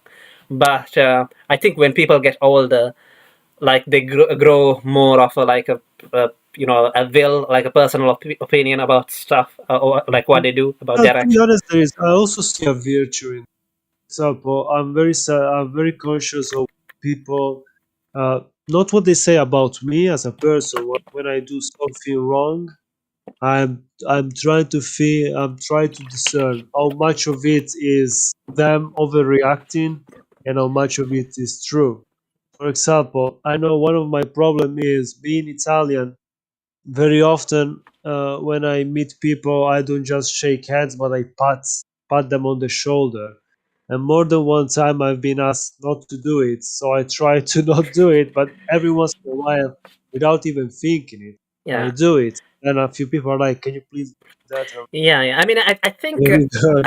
I think maybe that is why like it is so popular in Japan, because like they have that culture of politeness. Like you don't want to you step on other people's toes and say Yes, we don't want to use our Shushaku Endo described his own father. You want to be a person that doesn't make ripple, that lets the waters of society still.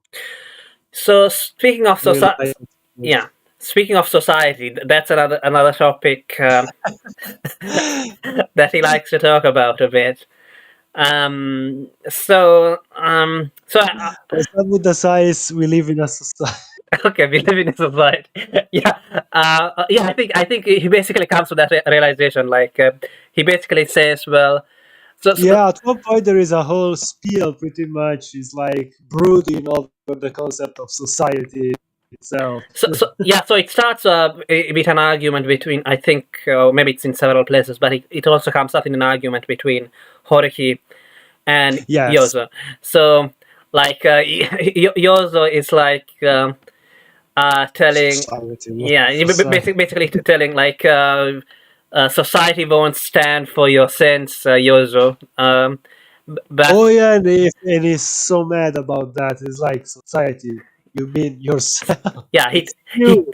yeah, You are society in that case. yeah. So that's what he thinks in his own mind. Yeah, But he doesn't actually say it because he can't push back.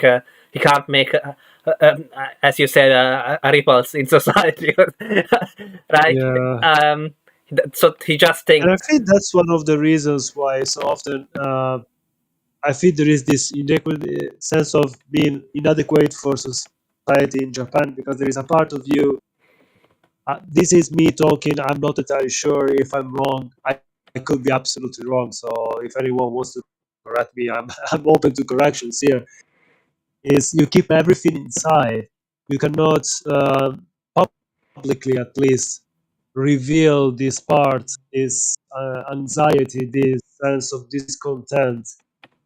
Of course, there are small movements that, like everywhere, they try to go against the grain, but they are considerably smaller compared to what happened in the West, for example.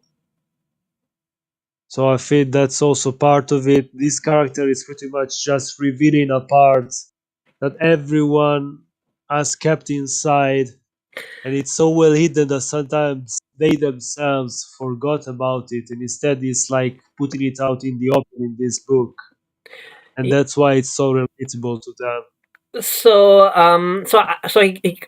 for a bit he comes to a sort of resolution. Like he says, well, he basically says that society is an individual, which is basically saying there's no such thing as society. There are only individuals, and everything is decided, but with a then and there decision, um, in a conflict between two individuals, where like where one wins and the other loses, and that's it. And so Yeah, he tries to live by that, but that breaks apart, right? rather quickly. Yes, after he gets with his last woman, the virgin, right? Yeah. Yeah. So let's go. Does he say anything else about society? Um, Not really. Most of his rant is later on talks a little bit again before the tragedy with his wife. They talk a little bit about the antonyms and synonyms of certain words, and in a sense, they also talk a little bit about society in it when they talk about sin, crime, and punishment. Yeah, I mean, I don't know. Those, I think they play, Horiki and Yozo play two word games there. So the Yes, probably we are also missing due to the translation. There are a lot of puns and visual jokes yeah, and stuff like like which it cannot. doesn't make any sense. I don't know. Maybe it's not supposed to make any sense. It's that sort of word game where like Yeah, a little bit that too. Plus the fact that they're already drunk at that moment, if I remember yeah, right, or yeah, at least they already had a decent amount of alcohol coursing through their body. yeah, yeah. And then after that, there is the accident that again seems to change his views on people and society. So yeah.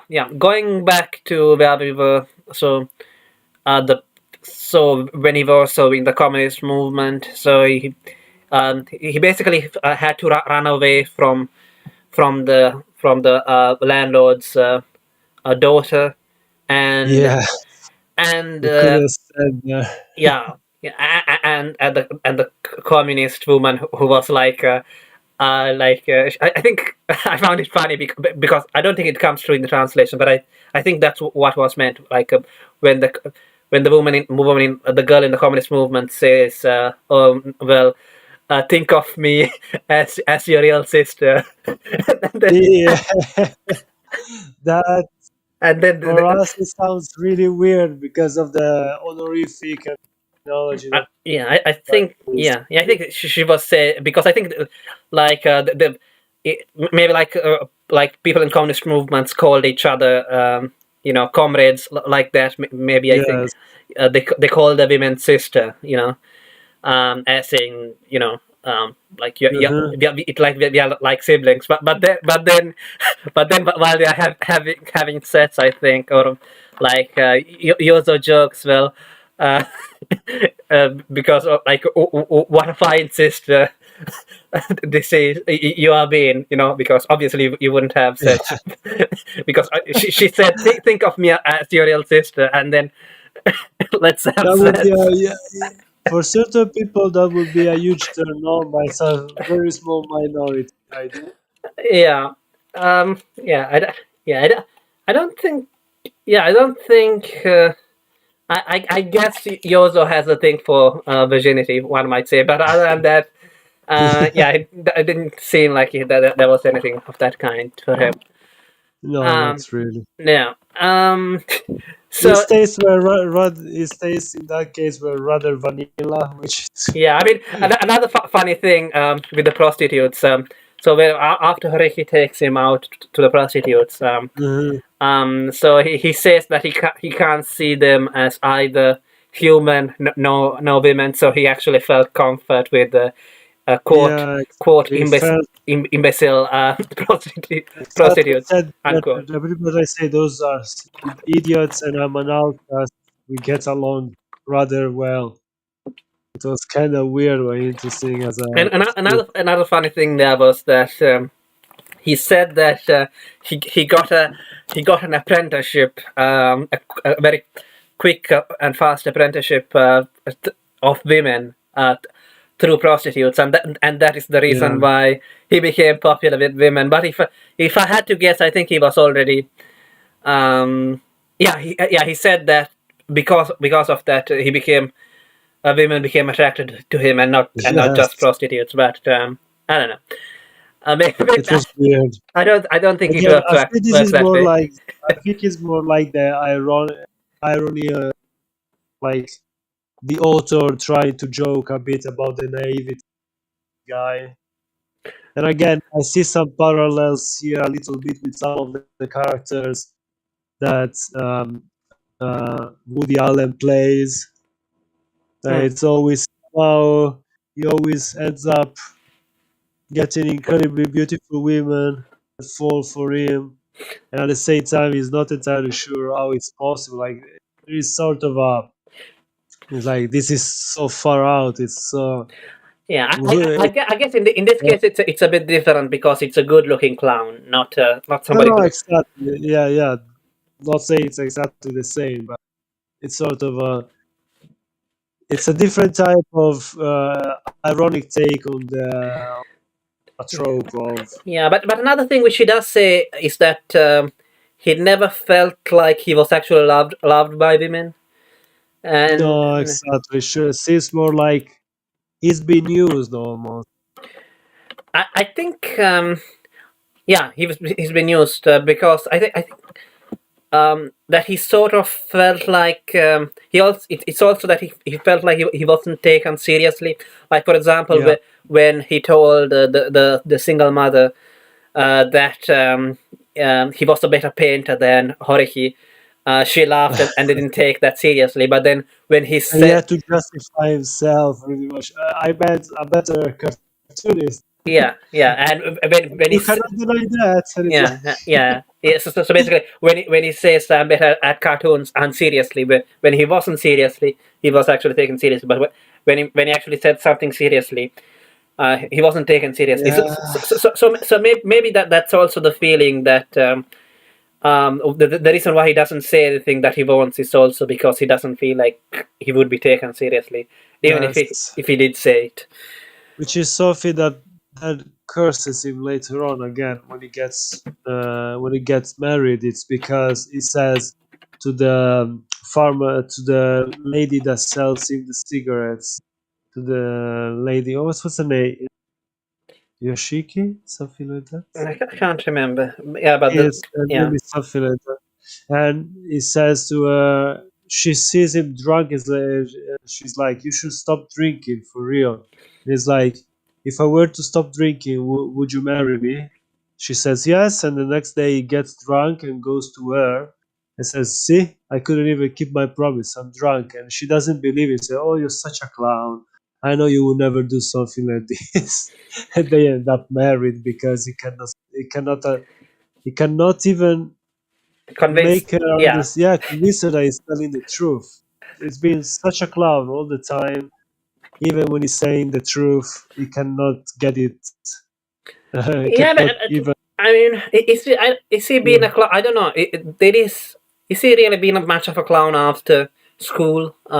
Because he said that he was a clown in school. It's been more like of a ironic type of clown, I think, like sneezing and trying to.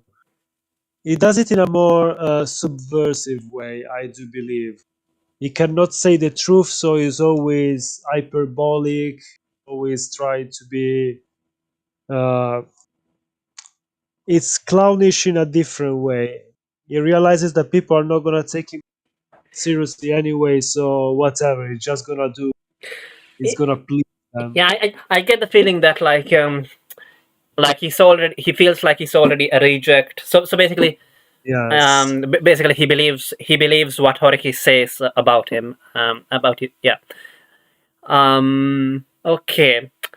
So yeah, so after running away from those two women, he ends up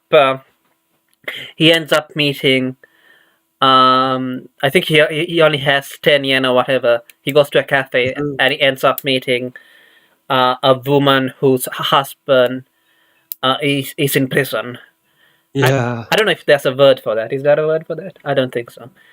Um, yeah, and so this is where He gets strangled. yeah, Hate this. this is where I think things start going down pretty fast. Yep. Um, so yeah, so basically, what happens is that what happens? Yeah, um, I don't know where he moves to next, but he comes back to. So basically, when he's at the cafe, he's able to he relate to this woman. Can you remember why? Um, I don't exactly remember why, to be honest. They Yeah. start to talk, and then there is something that makes them click. Hmm. Okay, let me see. Um, was it something like so he basic so basically what happens is that he doesn't act towards and she sort of understands him. Um, Mhm. the long story Yeah, short. it drops the act for a little bit, and that has incredible consequences, so to say. Yeah, so this is what happens when he stops the act. Uh, Exactly. so maybe that's why he's acting all the time. Um, Also, that. so anyway, some other things happen, and then they Horiki and Yozo. I think it's because Horiki ge- forces him to come, and they go and get drunk. Yes, Uh, and they don't have any more money, but they still want to get drunk and I don't know, have sex with prostitutes or something. And the usual. yeah, and so somehow Haruki is able to convince to yeah so basically Haruki is like let's find a way to drink without paying money, because that's essentially what he Yes, does. let's try to save Yeah. to get some liquors without having to spend any real money. And Yozo, who is drunk, says, "Yeah, let's go to this place I know in Ginza or somewhere." Exactly, because I know the person. Yeah, and they go to the cafe. To the cafe where that woman, her name is Tsuneko, I think. Yeah. And he, Horiki is like says to Yozo that he's going to kiss the host, the first woman who sits next to her, and because I think the hosts there, the women who work there, are supposed to like serve the alcohol or something, and they're going to sit next to the people there, the men there. Yeah, next to the patrons. Yeah, and so Tsuneko sits next to Horiki, and another woman sits next to Yozo, and Yozo is like and basically another thing to keep in mind is that Yozo up till now has been trying to avoid meeting Tsuneko because he thinks it would be awkward or something. He thinks like that it was just like in the moment thing. If they meet again, yeah, they're going. I was hoping to sort of forget and let it in the past. Yeah, and so I guess Yozo is kind of worried that. I mean, he's not even angry that. So basically, Yozo, I guess he's sort of that woman's lover at this point, even though she has a husband whom she's not going to visit again for obvious reasons. And so Horiki is about to kiss Tsuneko, and obviously Yozo is not happy about this. But the plot twist is that I guess is that Horiki does not kiss. Rather than kissing Tsuneko, he says that like even somebody like him, as low as him, would not kiss a woman who looks so poor. Exactly, that's something that shocks. Yeah. He also so much. Yeah, I think that's one of the turning points for him. Yeah, this is basically one of the few times I think really gets mad. No, and also that he feels pity, I guess. Yeah. No, exactly. For once he feels like a surge of emotions that he's not even sure how to handle them. Yeah. I mean, that's another thing that like so another thing is that like this man is going to kiss his woman, and he can't do anything about it because again, like he has no will to do anything. And also it's one of the few, I think probably the only place where he genuinely feels pity for somebody else. He feels sorry for Tsuneko because like this means that because Horiki wouldn't kiss her, this somehow means that society, according to society, somebody like Tsuneko doesn't even deserve a drunkard's kiss. Yeah. Right, and also I think it's because like look, the woman whom I thought I'd fallen in love with, like the people think so lowly of her, I guess. Sort of. Oh, at least that's more the feeling that I got in the manga adaptation. So that's different. There is a little bit of that too. Like it's like the persons I love, even society seems to have a problem with them as it has a problem with me. Yeah, and so basically, and then he loses consciousness after getting too drunk, and he wakes up. I think in bed with Tsuneko or something. With her taking care of him. and like and Tsuneko basically tells him his life story or whatever, and he's not very interested. But and one of the things he says is that like rather than like that no woman who has told them like these long stories about like their pitiable life or whatever has ever like just told him the words "I'm unhappy," and Oh yeah. because he thought that I don't think he explains why, but he thought that those words would mean more to him than all these long stories about their suffering or whatever. Uh-huh. Probably because probably if I had to guess, it's because like he's also unhappy, but he can't exactly explain why. Yeah. What he knows is that he's unhappy. That's and Tsuneko suggests. Tsuneko asks, basically tells him, like, why didn't you call me? Why didn't you talk to me for all this time? Like, and then she says, like, would it be okay if I worked for you? As in, oh yeah, another funny thing. So when they had met first, he had made the joke that. When poverty knocks at the Oh door, yeah.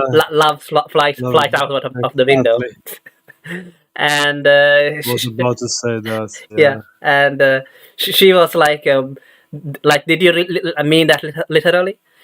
And yeah, speaking of that comment, like according to Yozo, anyway, you're supposed to take it like almost as backwards, Yes, exactly. as in it's not that the poverty causes the women to go away, but at least the poverty didn't cause women to go away in Yozo's own life, so I can see why he wouldn't think that. Indeed. But it's that when a man gets poor, he's in the dumps, and he will and he's uncomfortable, and he will shake and shake until he will get rid of the woman. Indeed, it's Yeah, like for him, it's the opposite. It's not that. It's the man that tries to free himself in a sense, maybe even voluntarily so. And yeah, so the world that usually his woman gets fed up and just leaves him behind. yeah. Basically, loses all confidence and all that, and basically that's basically what has sort of happened to him in a way, I think, and especially as we see in that scene where like he doesn't have enough money to pay for the drinks or whatever they were going to get with Tsuneko Mhm, and him go to the to a cafe or something, and she says like this time you pay, but he doesn't have any money. Um, mhm. and And she's like surprised, like you yeah, really yeah, have. yeah, he has only got 3 copper coins, uh, Yes, and she's like, "Is that all?" And that comment hit him very hard, and he's like, "Yeah, yes. 3 copper coins. It's, Yeah, that's not even that because it doesn't count." Um, yeah. it- so anyway, that morning, so he says no, that he wouldn't be okay with her working for him or something like that, Mm. and she suggests to commit suicide together, double Yes, suicide. exactly. That seems to be a theme. Like the double suicide thing also came up in that discourse on the cadence thing we were talking Yeah, about. But in this case, I guess these two people are not exactly killing themselves because they're pure to keep their purity or something. more Nah. like because they see no other way out of the situation Yeah, in a sense. and so he also just accepts it because he can't reject anything. He just accepts everything. Mhm, But I mean, he doesn't really think deeply about it. But then later, when they go to that cafe, as I said, and he doesn't have enough money, at that moment he makes up his mind. Yeah, I'm going to kill myself with this woman. mhm.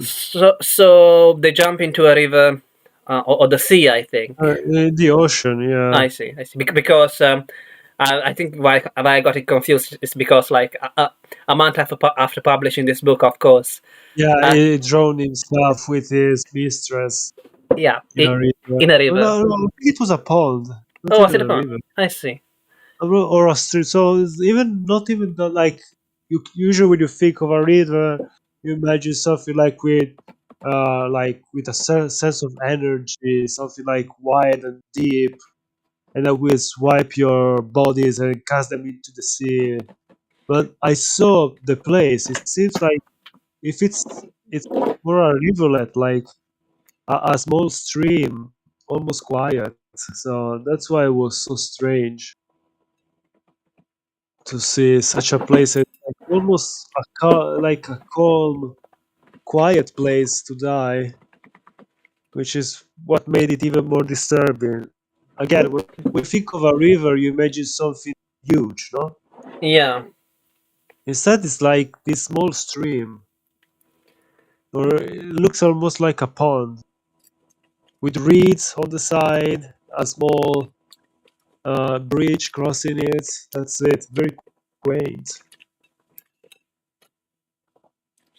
yeah, So, and also, he already attempted a double suicide years before. The author with the same Osamu woman. Dazai already tried, no, with a different.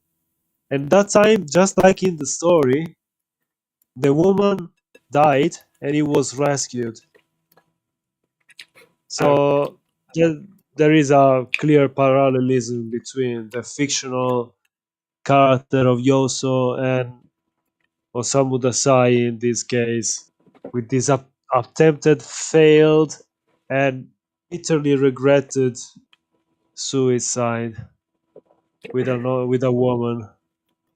hmm. Yeah. So that's basically what happened next. The book. So in the anime adaptation, by the way, Hmm. um, yeah, if I'm not mistaken, by the way, I think Tsuneko has to like take off her robes and uh, like fold them and leave them on the cliff or whatever. Yes, the book describes it as well.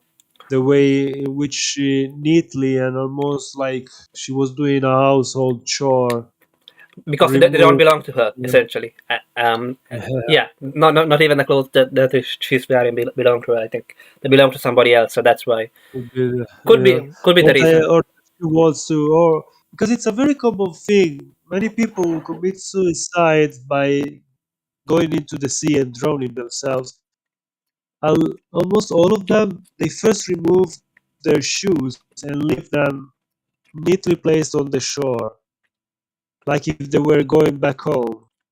And it's something that I think their comment as well of going back home at one point. Hmm. Later on, the author talks in one of his feverish dreams after he attempts suicide again via sleeping pills of going back home.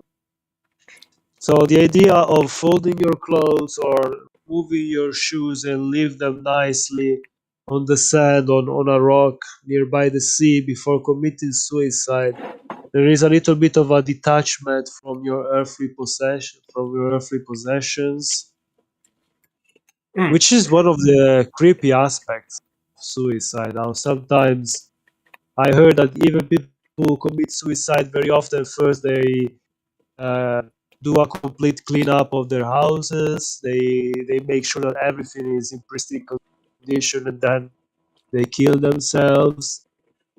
There is sort of a ritualistic part to these actions, and here could be both of them. Both that she is so poor that the clothes not belonging to her, she wants to make sure that they are well kept, and also this sort of final, I need to take care of these last few mundane business sort of mentality that goes into the mind of a suicidal person. So in the anime, Yozo actually pushes the woman, which I think it was a mistake to change that, because in this case, in the novel, they don't really say whether No, it's not. because in that case, well, it is clear that he's guilty of something. Yeah, Uh, it's too intentional compared to. In the novel, it seems to be almost going along just because. almost. Yeah, and so after he survives and the woman dies, I think um, after he wakes up, he weeps for Tsuneko because he felt like he actually loved her. Um, Yeah, yeah, and so the odd thing is that he's sort of treated like a criminal, and I'm not sure whether I don't think it's because he's suspected of killing Tsuneko either. Um, no, it's more like because I think it has to do with the attempted suicide in itself. yeah, which is kind of Because a weird thing to think about. That Mhm. uh, Probably because they're afraid they will try to commit suicide again in the near future. So that's why they treat him like a criminal, like as to discourage him I from see. going this path. Yeah, no, I think that's also one of the reasons. I see, I see. Because I thought that maybe like this was like a thing of maybe committing suicide was illegal or Could something. also be that, honestly. I, I wouldn't be too surprised if there are some rules, if there were some rules of that kind. After all, even in the Western world, until not too long ago, if you were to commit suicide, you couldn't be buried in certain cemeteries. You couldn't go to a Christian cemetery and be buried there because it was seen, and the sin of suicide is a deadly sin. So it was seen as you already condemned your soul for sure to hell. We cannot bury you in a sacred ground. So, so I guess he's sort of treated like a criminal. His people, the cops Yeah, ask him questions, and handcuffed, yeah, brought about, and interrogated a couple of times, and like questioned. yeah, this is also where there's the humiliating scene where like the district Yeah, attorney. the first time it works because I think it had some fresh blood because of a cut on his mouth, and so he pretends to, he fakes being sick, and they believe him. And then he attempts it a second time with a, let's say, simple yet straightforwardly intelligent, streetwise person, and he can see through the ruse immediately, and without even doing it on purpose, sort of mocks Yozo in such a way that it defeats him for a while. I think so. Later on, by the way, he comments that Haruhi just sees him as a criminal, as somebody, as the corpse of an attempted suicide, um, and I think he sort of does end up feeling like a criminal because of this, and Yes, and even if it feels like it's for a little bit of a different reason that he feels a criminal, yeah, like not the way that that again this representative of the order in society are sort of pointing at him, but rather in his own way for this outlook that society has on him, which is kind of an interesting concept. Like, yes, I'm guilty, but I'm not guilty because of the reasons you are uh, telling me for, calling me out for, and so on. But it's because of these other reasons are implied also because of how you are misunderstanding me. yeah. The reason why I brought up the crime thing is because like with society, he has this during the word game with Haruhi ends up with them talking about like what is the definition of crime or something. What is the Oh opposite of yes, crime? exactly. Um, I I didn't understand what the hell they were on about there. Did you understand it?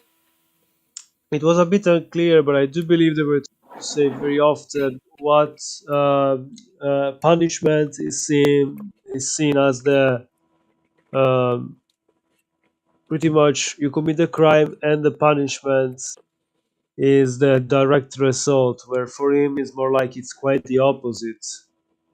Even if it's also quoting Dostoevsky when he says crime and punishment, they are not synonyms, but they are antonyms because they are opposite, and then they try to deduce that because of this, that's the reason why sin and vice are synonyms, and God and virtue are synonyms, and instead, in this case, it's the opposite of what we usually understand. But it was a little bit confusing, and I think it was part of the intended sensation, like two drunk people Mm. trying to create these high concepts and sometimes giving answers that make little sense. Interesting fact: in the past, for example, in ancient Mesopotamia, in the old kingdoms of Persia, very often the Shah, the king of those areas, they would have two meetings to decide something. The first time they would get drunk and talk, and then and write down everything. Or someone writing down everything. And the next day, when they were sober, they would reread. They will go through all that they spoke the night before and say which parts would make sense for someone who was sober. Like saying, if a good idea came up when we were drunk, it would work even when we were sober. And I think it's a little bit the same here. It's like uh, there are some good concepts, but they are a bit muddled, but they are left there for the Yeah, audience. I Uh, see. I guess some writers just need to get drunk to get good ideas, or at least there that's are some authors who were doing that for time, yes, and even Osamu Dazai, to write this novel, had to use copious amounts of painkillers, drugs, yeah. and alcohol. Not surprised. Not surprised. Yeah, So, no. so at this point, in the novel, so we were like after the suicide, and he meets a dumb cop who basically just wants like a pornographic, story about his life or something about him and the Yeah, woman, essentially. it Uh, describes everything. Like, yeah, and he goes along with it because again he can't say no, and he thought it was funny or something. yeah, Um, he found a sort of like weird solace in revealing everything to such a person that yeah, he considers to be a dim-witted. yeah. He didn't like to look down on debuted people. Let's put it that way. Um, Yeah, it's very direct when it comes to I don't like you, and that's it. There is no second guess, no other opinion. No, he just doesn't like it. um, so um, so this is where I think we meet Flatfish's character. Yes, So Flatfish is not his real name, but he no, looks like a flatfish. Have you yes. seen what a flatfish looks like, by the way? Uh, Yeah, they got like they are so weird okay. because the eyes and the mouth are like all put in the wrong place Let me as have they a look at a usually are. picture. They're Flatfish. really weird. They're kind of funny looking fishes. I see. Because obviously in the anime they do draw him. I don't know. I don't know. It didn't look this weird, but yeah. I get what they say, what they were Uh-huh. going for in the anime a bit, but it wasn't that weird. The eyes were a little bit apart. That's what they did in the Yes, anime. exactly. So, That's one of the main characteristics of flat fishes. so They really look yeah. good. So that's his nickname. He was Flatfish was he was called. So basically, Yoza called him because he needed a guarantor to bail him out. Yes, Uh, exactly. and Flatfish was his guarantor when he was in high school. Mm-hmm. Um, okay, so what would you And it describe? drags him back into his life pretty much. Yeah. So what do you describe Flatfish's character as? I would say it's someone who does what he has to do, but in a very uncaring way. And at the same time, is uh, but what he has to do, he does it till the end. So it's weird because it's both is interested in the person. He doesn't seem to care much about Yoso, but at the same time, he really cares about doing his job. I mean, I guess The feeling that I got was that he cared about the money that he got No, from. no, exactly. That's why. That's why he doesn't care about the person. He cares about the job because it's gonna earn him money. Yeah, he'll do the very minimum. Exactly, pretty much. So Get yeah, this be promised. so I think the most interesting thing about so basically he Yozo basically gets locked up in Flatfish's place. Catfish, yeah, Yeah, his antique store or whatever, which is just a front for him to launder money essentially. Um, because nobody visits the store actually. Anyway, so he's locked up, or I don't think he's locked up. He just not allowed to leave. exactly. In Gonna go out. Yeah, in the upper floor, and so there's Flatfish and his bastard son. I think it's implied, but Yeah, pretty much yeah, say that. and like apparently they don't even talk while eating or anything. But Mhm. like it's not a they're not evil to each other either. Yeah, No, it's they just again uncaring. yeah, and so I think that the most interesting point with Flatfish's character comes when basically after a few weeks or whatever, he makes a proposition to Yozo, but basically that. Yes, yeah. He hasn't got even the character, the spirit to actually say what he has to say, Yeah, and that's what irritates me also. yeah. So basically, the situation is that Yozo's older brothers or whatever have told have or maybe his father, I can't remember, have told Flatfish that they will provide the money to help Hmm. Yozo go back into school or whatever, like or something like that. But rather than just telling that to Yozo, he speaks in a very roundabout way. Yes, Like he asks him like I whether like he asks Yozo like whether like have you got an idea about what you want to do with your exactly. future? Directions with your life and stuff like Yeah, this, and that really rubs him the wrong way. Like yeah, and he when can't. yeah, go on. No, and he said that if only he had not even the courage, but the frank, the honesty, pretty much, to just say your family wants to give you another chance, take it. If he had at least this basic boldness to say, I've been put here to make sure that your family, that to be an intermediary between your family and your future, and I'll be here to make sure that their money comes to you and goes into your studies.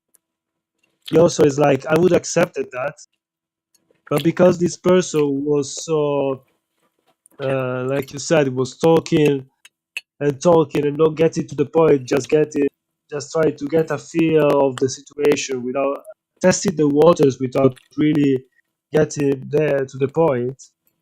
That upsets him so much that he also refuses to honestly give an answer Yeah, yeah, himself.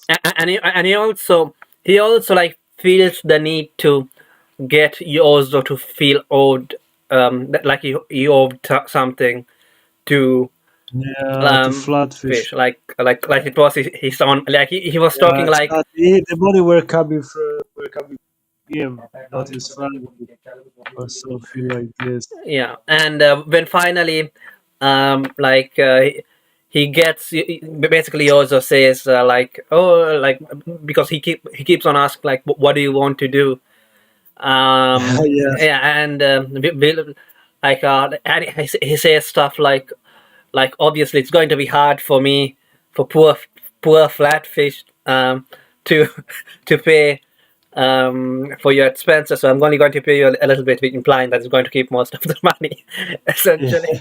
yeah, But but think about it, and Yozo at the end says like something that he actually thinks, that like he wants to be a painter. To Yeah, to which to which well, Flatfish laughs at, essentially. yeah, and Um, that really hurts. yeah, yeah. Like, I, I cannot believe that that was the reaction, even from someone like Flatfish. yeah. I mean, do you think that Flatfish was in the wrong though at this point? There wasn't really any reason to assume that he could I paint. don't think it was in the, but the problem is you're talking to someone that's already in a bad spot. The last thing you want to do is to encourage his bad behavior, which is exactly what Flatfish laughter causes to causes to trigger in Yoso. Because of that laughter, it feels like that are gonna do exactly the opposite again, in a sense. Yeah, basically just laugh in his face. Yeah. Yeah, they Um. should have been a bit more tactful about no matter the answer that that person just attempted suicide and is being trapped in your house for a few months, and now there is an opportunity for you to get some good money and for that person to do something. It wasn't a smart move. That's what I'm trying to Yeah, say. yeah. I guess so. Yeah. Um. Yeah. So yeah, I think. Yeah. I mean, I don't think. I wonder whether like I I mean, I guess it's in the experience of a lot of like those artist type of students, you know, what are you going to do? um, you know, like, people don't take it seriously. So that's basically it. Yes, Here, but the thing is, at least at face value, you should try and be a bit encouraging, or try to give other options, not just flat out laugh in their face. Like, can you imagine if I understand that at this point the character is in his 20s, but still, can you imagine if you, as a child, as soon as you said something, the reply was laughter? you would feel you'd be demolished. exactly. Yeah. Um. Yeah. So basically, he ends up running away. I think half thinking that he doesn't want to like owe yeah, Flatfish. Yeah. Poor Flatfish, like make him pay for his living expenses and whatever. Mm. And who does he run up to? Well, Horiki, of course. Yeah. Uh, Who reveals his true self? yeah, so basically, like now that Yozo doesn't have any money, he just doesn't give a shit. Uh, Yeah. Plus, now is sort of, before it was outside in the outside world, in the world of like art school and people surrounding him in the Communist Party, etc. Now Oriki is in his own house, his family, and he has to uphold what society, and in this case, where by society we mean his parents, want him to be. So it's like very kind to his family, always careful with everything that is around him. At one point, he also sits and starts to play with the, I think it's like the trimming of a cushion, and Oriki pretty much yells at him to stop doing that, not to ruin the cushion. He reveals the different nature he puts on in front of his family. yeah, and I don't think that Yozo is thinking that, well, this is just an act lie. No, And no, exactly. Understands that there is something deeper. That this is the actual Oriki showing through. That before he was putting on. I, a I, different mask. I think what he said was that um, people in the city, like, they have a different way of living Yeah. when they are at home and at work. So basically, when they are outside and inside. But he didn't necessarily say that one of them is fake and the other is real. No, but it was, yeah, but at the same time, it was a little bit taken aback by the sudden how sharp the change, how sharp the difference between these two masks, between the public and private mask, which is again a concept that is very common. We talked about it in one of our talks a few weeks ago. Yeah, and I guess he can't make head or tails of it because Yeah, he's the same person whether he's inside or outside. Um, certainly. I see. So Haruki doesn't give a shit about Yozo, and he's about to leave him because he has some business to do.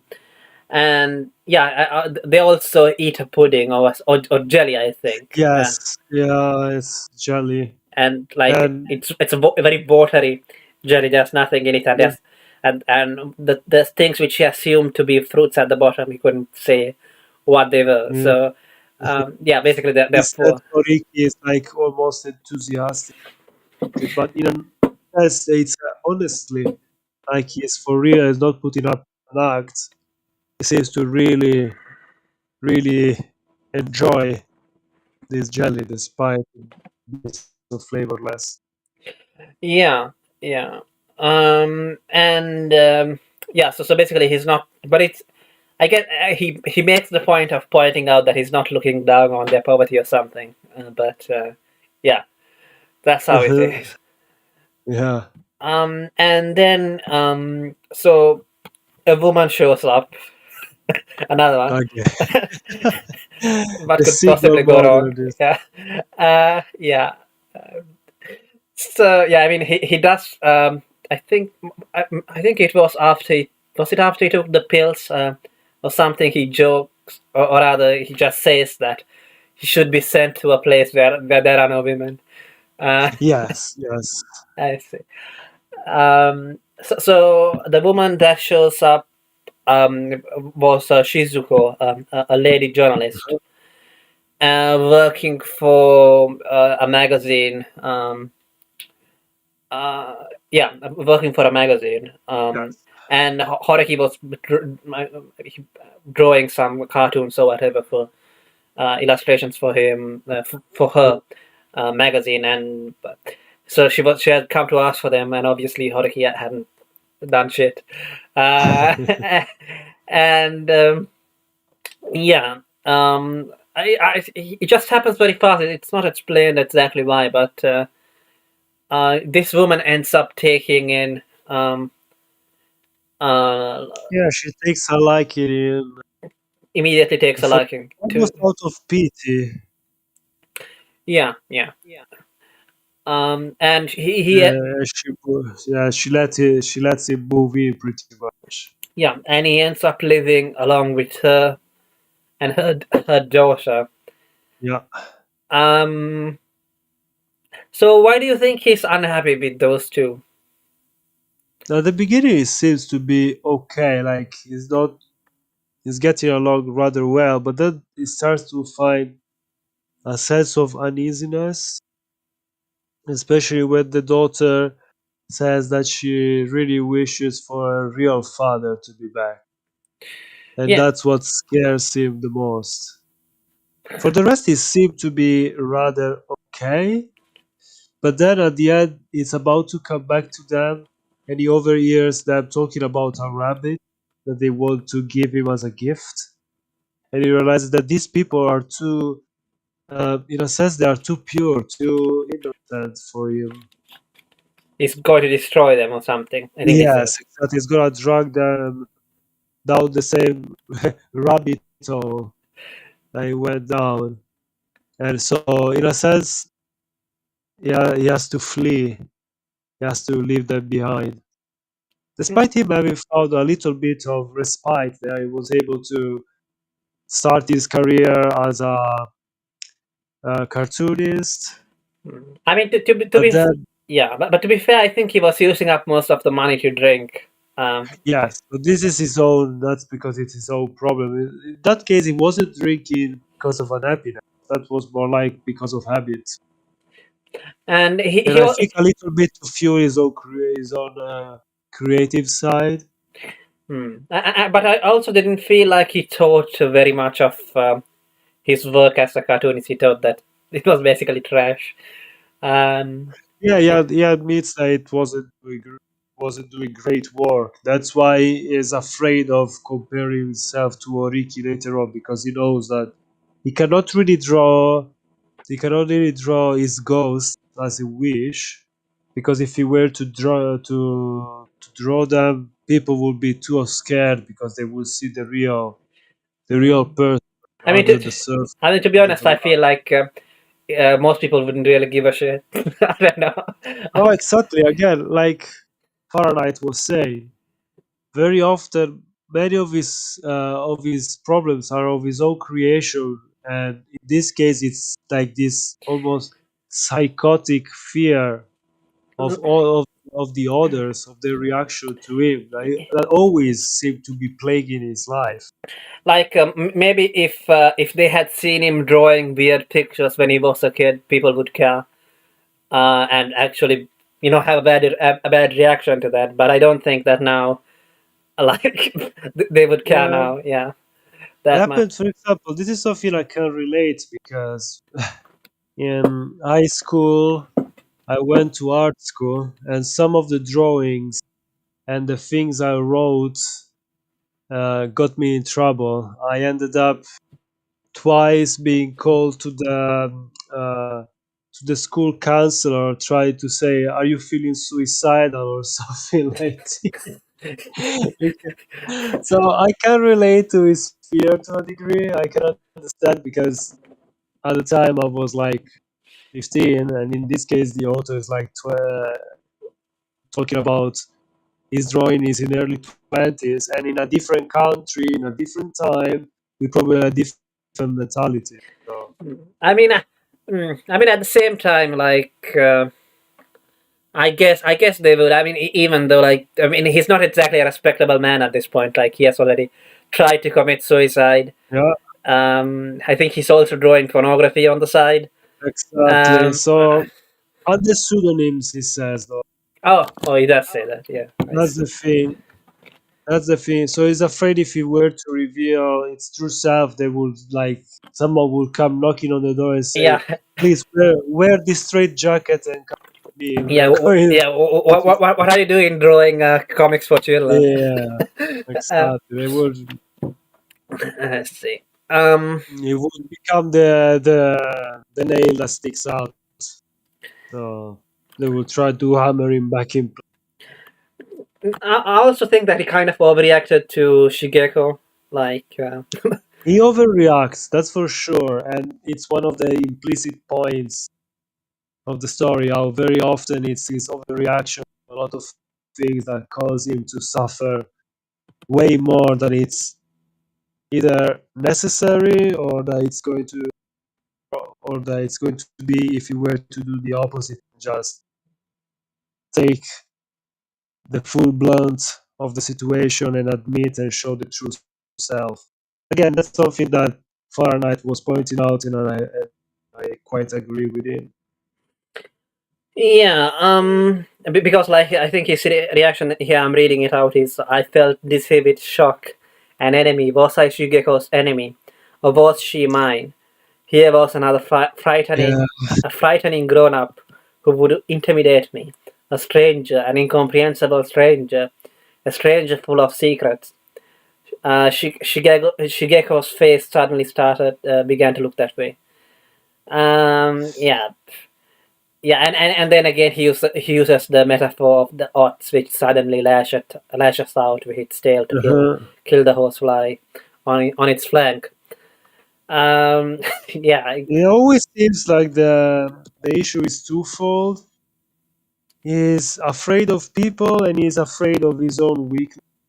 And these two combine together, and they always make him either flee or not take action, but just comply for the fear of being understood and abandoned at the same time. Even if he doesn't like the company for a while, he tries to go along, and either things go terribly wrong, like with the attempted suicide, or they change to the point where it becomes unbearable, So like yeah, in this. yeah. I think at this point, if we had just stopped here, that would have been a good ending, essentially. Um, Yeah, it would have been. I tried, I failed, and now I can try to rebuild, learning from this lesson. The thing is, he learns a lesson. He seems to be learning the wrong one. what do you think he learned? Well, he seems to learning that sometimes he has to let go, because before he couldn't let go. He went along with everyone. In this case, he just is able to move away from this relationship that he seems to see as not good. But his fleeing in this case was a cowardice that backfired in the long run, I see. So because yeah. he could have been happy. Maybe he just had to learn to live with these people, but he couldn't. So yeah. There was a little bit of French, which Oh yeah, what did it say? Pastures. I can't read French. It was a different. Yeah, uh, I don't remember exactly what it said. Yeah, I see. It's on page 83, but never mind that. I don't think it was anything that important. And I'm not even sure. So it's so there are a bunch of verses by some guy called Guy Charles Yeah, Cross. So if I'm not mistaken, I this hope it's not. I hope it's not important. Maybe it's an important part of the puzzle. yeah, I doubt it, because I listened to a translation of it, but it wasn't anything that important. It didn't really make much sense either. Um, yeah, it's from something called the Toad or whatever. And Then yeah, he says that he feels like a toad, yeah. lower than a cat, lower than a dog. Okay. Um, And again, I think there is something that we're missing on a symbolic level, because I know that in Japanese folklore, toads are a bit different from how we see them in the West. I see. Didn't know that.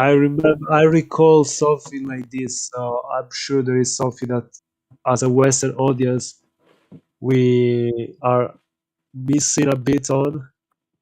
Yeah, and by the way, if I'm not mistaken, I believe that even though it's in French here, it was actually in English in the Japanese. Yes, yes, they were saying it in the audio. The author explained, the person reading explains that they had to, in a sense, to give the same effect as, yeah.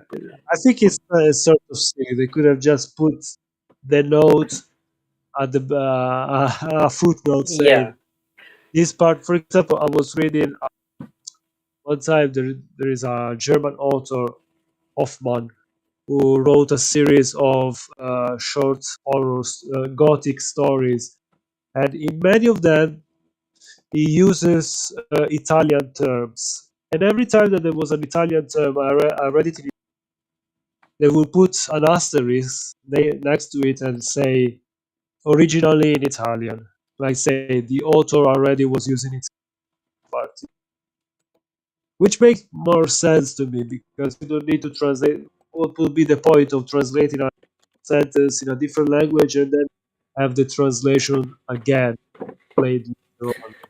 yeah.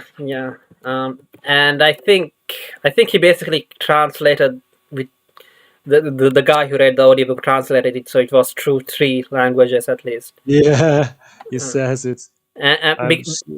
yeah, because I believe the one which Dazai had put in English was actually a translation as well. Uh, Okay, so from from Japanese to English, from English to French, and then from French to English again. And What's a yeah, mess? yeah, um, yeah. They should have just put it there in English, as you said. Yeah. Yeah, that's it. Um. So, okay. So what happens is that he basically ends up running away, getting drunk. Again. Yeah, again. Yeah, and then he makes that observation about society being individuals or something. Yeah. He went full libertarian there. Um, okay, and then um, how did he end up meeting the other the young one? The one who's Because 70. he keeps getting drunk, and then that lady sells him cigarettes at a stand, and she keeps making observation that he should stop drinking because it's bad for him, it's gonna ruin him. And then he proposes to her. He falls into a manhole at one point, and she helps him out. And then he proposed to her, saying, "If I stop drinking, would you marry me?" And Hmm. she thinks it's serious when it's another joke for him. The next day he gets drunk. He goes to her, and she really cannot believe that he's. She would keep saying, "Oh, you're joking. Stop making fun of me." And then they end up married. Yeah. And I kind of find it kind of funny that How they he that never, they ended up. he never intended to. That he ended up becoming.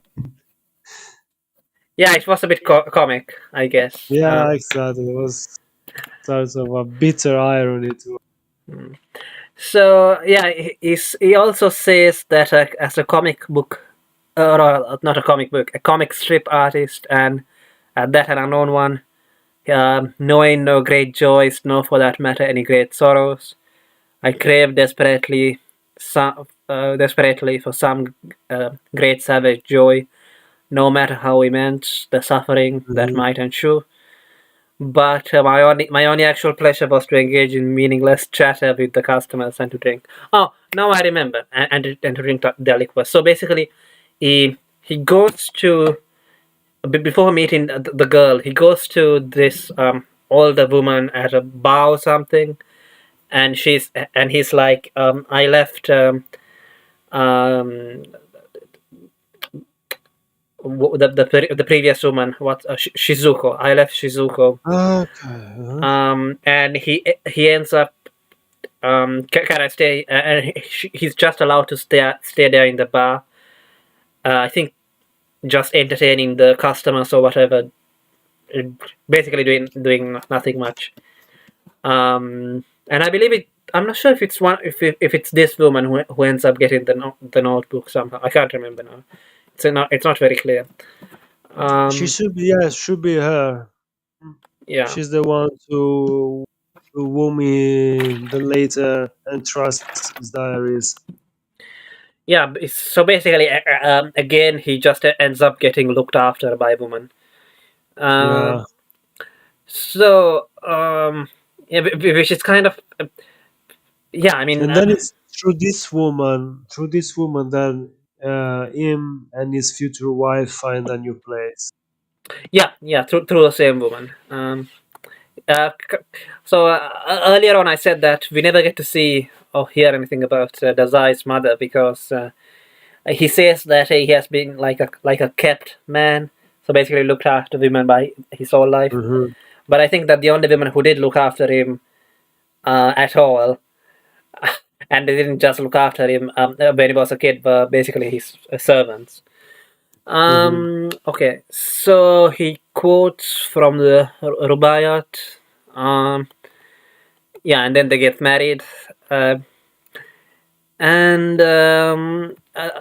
I think they are happy or whatever. And he has a dream of going to see the waterfalls with Yes. her.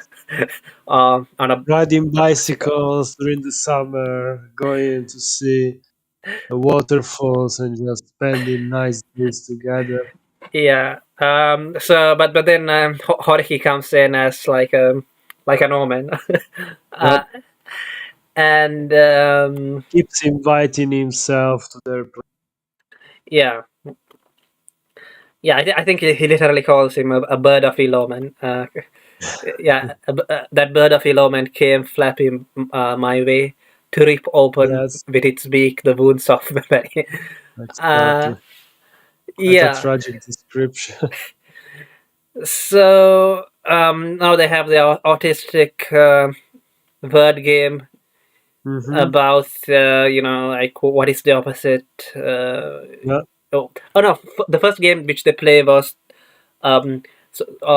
basically trying to true, yeah. divide every noun between tragic and comic. Comic, Yeah. yes. Uh, And at one point, Yoshiki leaves. His wife, she leaves to go and prepare dinner. And mhm. they keep going. The two of them are left alone on the rooftop, drinking and playing this game. And then they switch after they decide that after all, life itself is is a comic word. All of life and all of death is sort of a comic thing in itself, no? That there can be no real tragedy. Is Yeah, yeah, and yeah. So earlier on, he was complaining about that. Like he was like as a lowly comic strip artist. He was never going to feel any great joys or great sorrows for that matter. But yeah. yeah, at least I guess he got the sorrows here. Oh yeah. Um, so um, I kind of like that scene was quite disturbing, and the fact that later his wife tried to compensate for to atone almost for her actions by cooking a mountain of beans. There was something like both tragic and comic in that. yeah, I guess that's why they had Yeah, that exactly. conversation. Yeah. But by the way, so in the anime, or maybe it's the manga. I don't think that the anime gets this far. In the manga adaptation by I can't remember his name again. Anyhow, in his manga, the woman actually gets raped by Yeah, even in the book, it seems something like she was coerced rather than something she wanted to do. It makes it feel like it was 50-50. Like she was so naive that this guy was able to sort of take advantage of her Hmm. rather than her uh, being really into him. It was more like she did it for she seemed not to understand even herself why she did it. So I Yeah. think I understand. It could be seen both as her cheating on him and her being raped. I think it works both ways in a sense. Hmm. I think I prefer the way that it's there in the novel because I don't know. I kind of feel. But so basically, in the manga, they try to make a point that the man who raped what was her name? I think Yoshiko or something. I can't remember now. Yeah, Um, something Yoshiko, I think. uh, Yoshiki or Yoshiko. yeah, I can't. Yeah, Yoshiko. Yeah. Okay, And so I said her name wrong. Sorry. no problem. So Yoshiko, like in the manga, they make it sound like so the man who raped Yoshiko was like somebody else working at the company at the comic book thing, comic strip Mhm. thing, who was jealous of he. So basically, this guy like he basically fits into the the ugly bastard that you see in hentai or Yeah, whatever. And No, in the novel doesn't seem like this. It seems more like an yeah, yeah, opportunist yeah. almost. I yeah. So basically, like in the manga, like this guy just ends up getting fired or something because the economy is not doing well or whatever. I think this came out back around 2008. Anyway, I preferred the That sounds rather, honestly, as a punishment for raping someone doesn't seem that much of a punishment. You are fired. Oh no, no I have because to yeah, do my job. yeah, because in the manga it sort of implied that oh look, he's selling more, he's getting better at being a comic book artist, but this other guy who worked even harder, Hmm. he basically just gets told to fuck off. Yeah, I don't know, but I'm just saying that. Hmm? So it's just a weak punishment for such a crime. Like, oh, this guy destroyed my career. I worked so hard. Now, as a revenge, I'm going to rape his wife, and now I'm getting punished. I'm losing my job. Doesn't seem much of a punishment. That's what No. I'm saying. He had already lost his job. That's what before the rape. Okay, and after that, He just what's the runs away. punishment? He just runs away, and I don't think that they even Oh, report it to the police or anything because he even worse. because Yozo gets fucked in the head. His heart turns white. Yeah, yeah. In the, That happens in the novel as well. Yeah. yeah, and And there is no punishment as well. so again here, I don't know, like, what do you think Yozo should have done here? Well, honestly, if if you were in the same situation, what would you do? I'm not sure because it's such a weird situation, especially uh, I think knowing the character. I'm not surprised that he not react in a sense. hmm, because I think that they Yozo himself like thinks about it like he says something like, if I was a proper husband, then I would have and then I would have forgiven her, or if I didn't want to forgive her, then I would have left her. Yeah, But I'm not a proper man. exactly. He said he cannot do actually anything. Yeah, He's unable to react. Doesn't know how to cope or how to turn the situation around. He just let it be. yeah. That's it. So, by the way, after that comment about like crime and punishment, he said that I felt I was beginning to understand what lay at bottom of the scum-covered, turbid pond, that chaos of Dostoevsky's mind. I don't know, like does he deserve all that? Uh, Well, Dostoevsky is a great writer. I like it.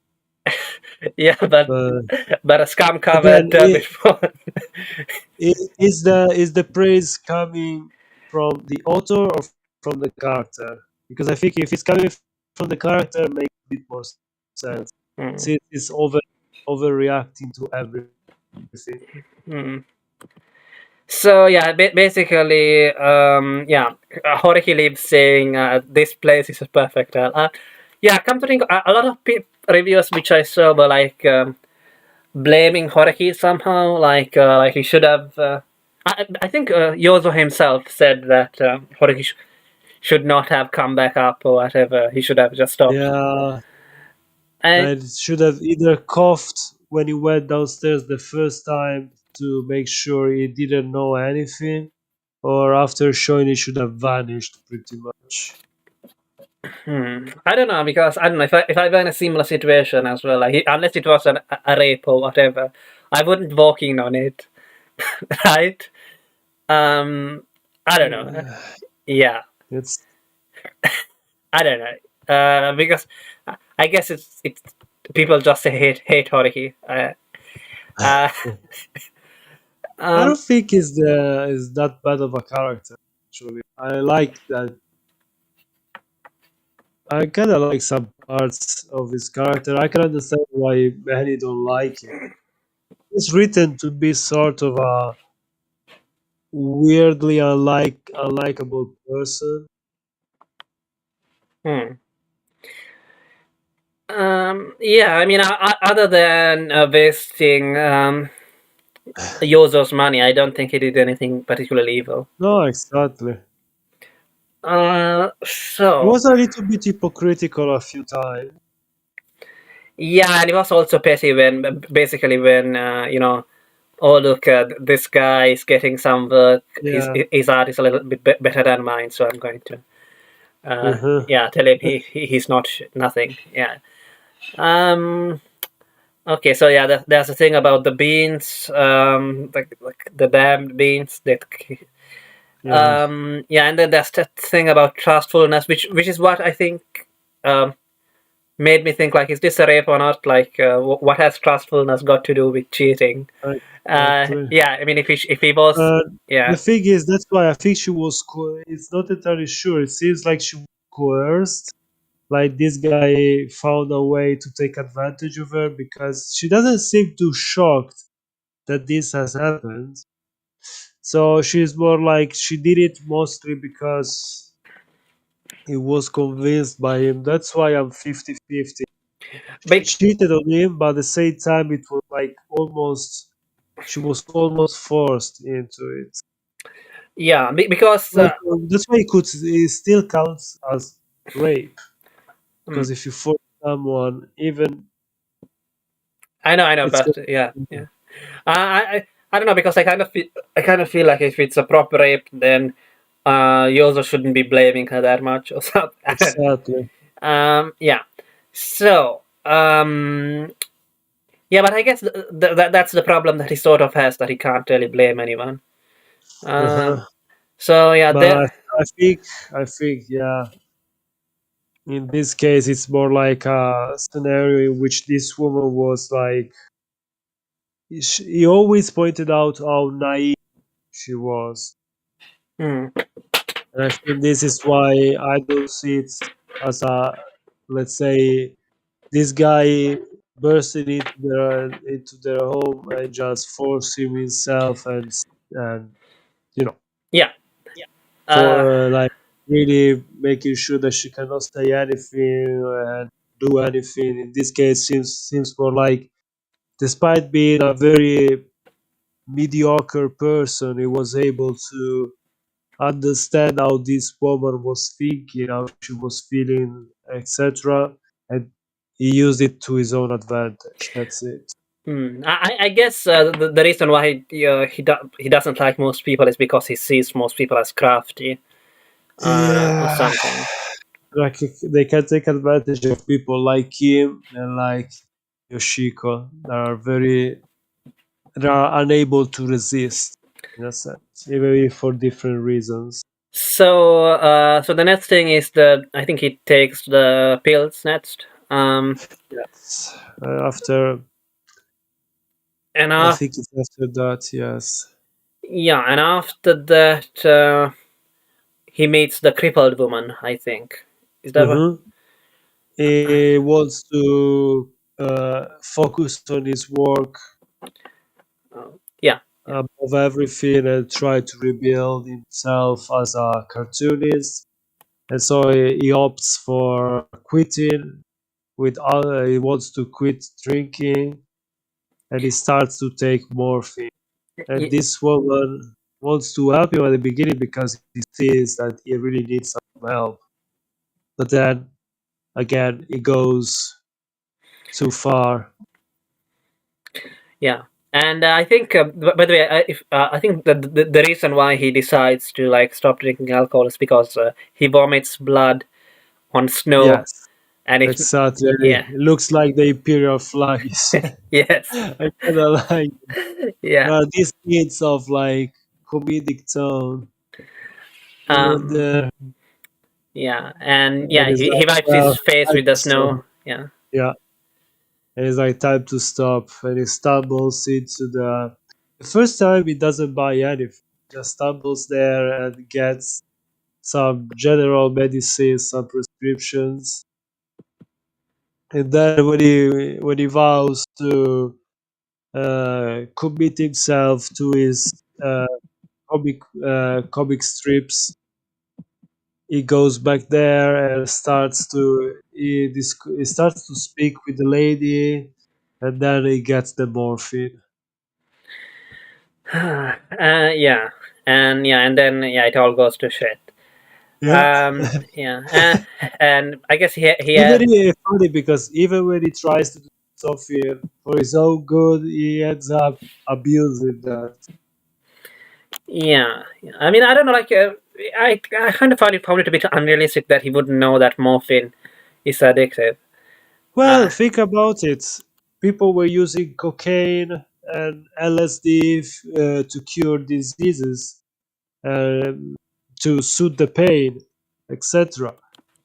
And only later on they became recreational drugs because they found out that they had these effects, these side effects, and that's why they became illegal drugs.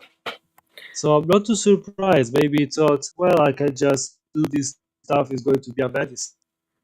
I mean, isn't morphine basically heroin or something?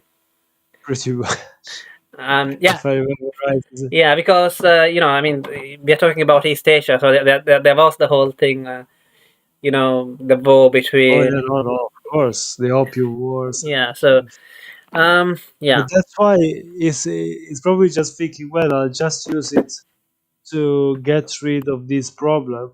And it doesn't realize that it's plunging into a even deeper problem by using it so often and so much. hmm. Yeah. I don't know much about alcohol or drugs, but I think he said that he mostly drank gin for some reason. I don't know if. I mean, I would have thought that he would be drinking like Japanese sake or whatever rather than gin, but I don't know. Well, depends. I know that the Japanese had a very keen. It's talking very often about drinking gin. And from what I understood, they really liked bourbon, whiskey, and gin. Maybe because it was a foreign thing and it had a foreign taste, and that's why they enjoyed it so much. But I know that the Japanese really took a liking to this kind of Western beverages. For example, today the best gins and the best whiskeys are being brewed in Japan. Hmm, I know that there are some brands that are even better than the Scottish or British ones. I see. So basically, as a last resort, he decides to escape this inferno, and he uses the word because Yeah, Dante. because of that. Yeah, I thought that was a bit silly, but okay. Um, so We were talking about the Divine Comedy. We're a bit silly. no, I mean him using like just that word. Um, Well, it's interesting because think about it. The word inferno in Italian and Portuguese are the same, and it's used mostly in Christianity. And because Christianity came to Japan because of the Portuguese, that's the word that they will use as well in Japan. hmm. So that makes sense that they kept the word Yeah, I mean, inferno. yeah, Uh, I guess going back to the introduction of the book, like it's just a case of him like making as many Western references to show like how modern and Western. in this Yeah, case, I think no. no, In okay. this case, it's more of the Japanese. For example, again, because it very often he makes a few references here and there to God, but I think it's talking about the Christian God in this case, because he talks about in a few parts about his interest in this kind of things, even if he doesn't seem to fully understand it. So it would in Japanese, I bet it wasn't when he was using the word God, he wasn't using the Japanese word Yeah, I'm, kami. I'm pretty sure. I'm pretty sure he was talking about Was God. using Deus, which is the Portuguese word, Yeah, so British he's talking about referring to that. God rather than, yeah, Yeah, exactly. Rather than the Shinto version because of divine force. yeah, because I kind of get the feeling that those Shinto gods wouldn't really give a shit about him anyway. Yeah, Yeah. exactly. In its So brain, it seems more. There is earnesty to it. It seems really one of the few times when it's being honest. And yeah, yeah. Whether it is to basically put the blame on God or whatever, yeah, yeah. or something. So in this case, I think Inferno, as in Dante's, makes more sense in both ways. Both as him quoting the Western sensibility, the Western arts, and also trying to understand the Western religion. So he decides to write a letter to escape this inferno. He decides to write a letter where he confessed his circumstances fully and accurately, with the exception, of course, of his relationships with women. Yeah, Um, yeah, I found it funny that like that would be that would be beyond the pale, but like everything else about being like a drug addict, that's okay. I think it's because he's afraid to drag those women with him. Hmm.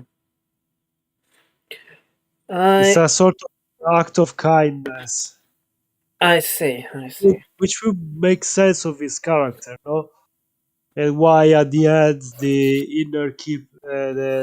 innkeeper says it was an angel, it was an angelic child. Hmm. Um. So he didn't. So he basically decides if he doesn't get a, or rather, if he fails, if he gets a negative reply, then he's going to kill himself. And yeah, again, he mentions God there, like if it failed, I had no choice but to hang myself. Resolve, which was tantamount to a bet on the existence of God. Obviously, Yeah, the kami gods wouldn't give a shit, and it's capital G yeah. God. So yeah. So he doesn't get a reply. Um, Which seems to distress him even more. and on the day that he decides to kill himself, a friendly Horiki shows up again with a gentle smile, the like of which I had never seen before on his face. I hear you have coughed blood, and basically because of this he feels very grateful suddenly to Hmm. Yozo, even though he hates Yozo. Um, Yeah. I didn't get why. I don't think that. Yeah, I mean, yeah. Apparently, he even wept. Uh, I guess he was that. That's just because he was so weak at that point. Yeah, Yeah. it was probably in a mental state when any form of kindness was enough to trigger this kind of reaction. Reminds me a little bit. There was an image that was like I think it was a cheetah with with showing the reaction after like someone gave him a little bit of few cuddles, and you can see a sort of sadness coming up in his eyes. It's like, and the comment was like, when you realize that the one thing you were missing, a little bit of human touch, human interaction. I think it's the same for most people. When you feel completely abandoned, even the smallest sign of or gesture of kindness doesn't matter if it's honest or if it's just even just a facade. It's gonna move you because it's something that you inwardly, the unconscious part of you mostly, and also a part of your consciousness, really craves that, isn't it?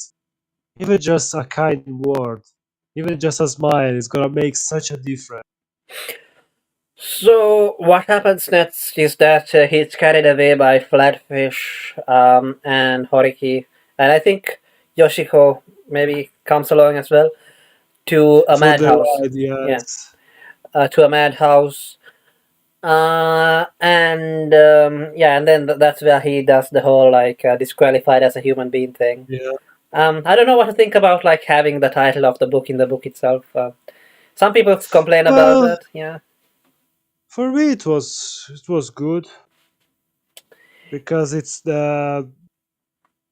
let's say, at that moment, if you got the zenith, there is also the nadir, no, in the sky.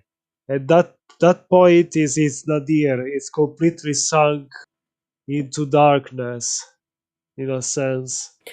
Speaking of the Nadir, he when Flatfish laughed earlier on when he said that he wanted to be a painter.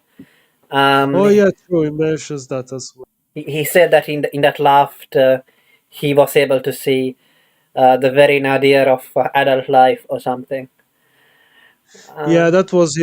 I think though that that's why the title it's dropped there in a sense, and that's what it's the title of the book. That's his true darkest moments when he feels like all his fears uh, have taken shape and it's been disqualified from being human. Is not is human, no more human, yeah, because yeah, before at least he was still able to cling on to something and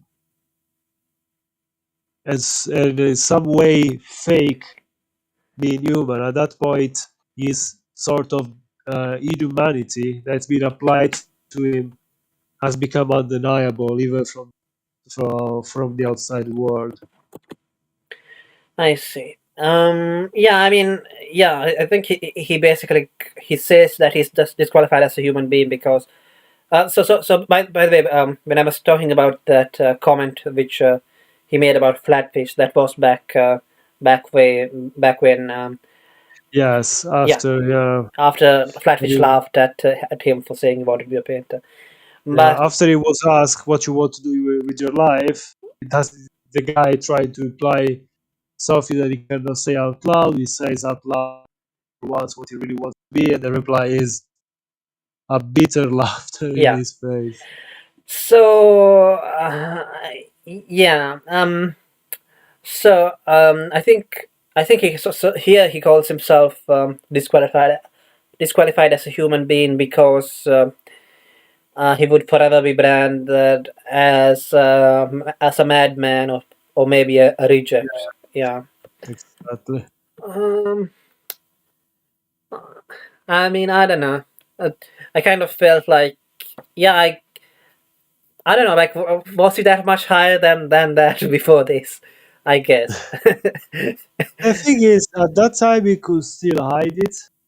He could still conceal it to a degree because very few people were in the know.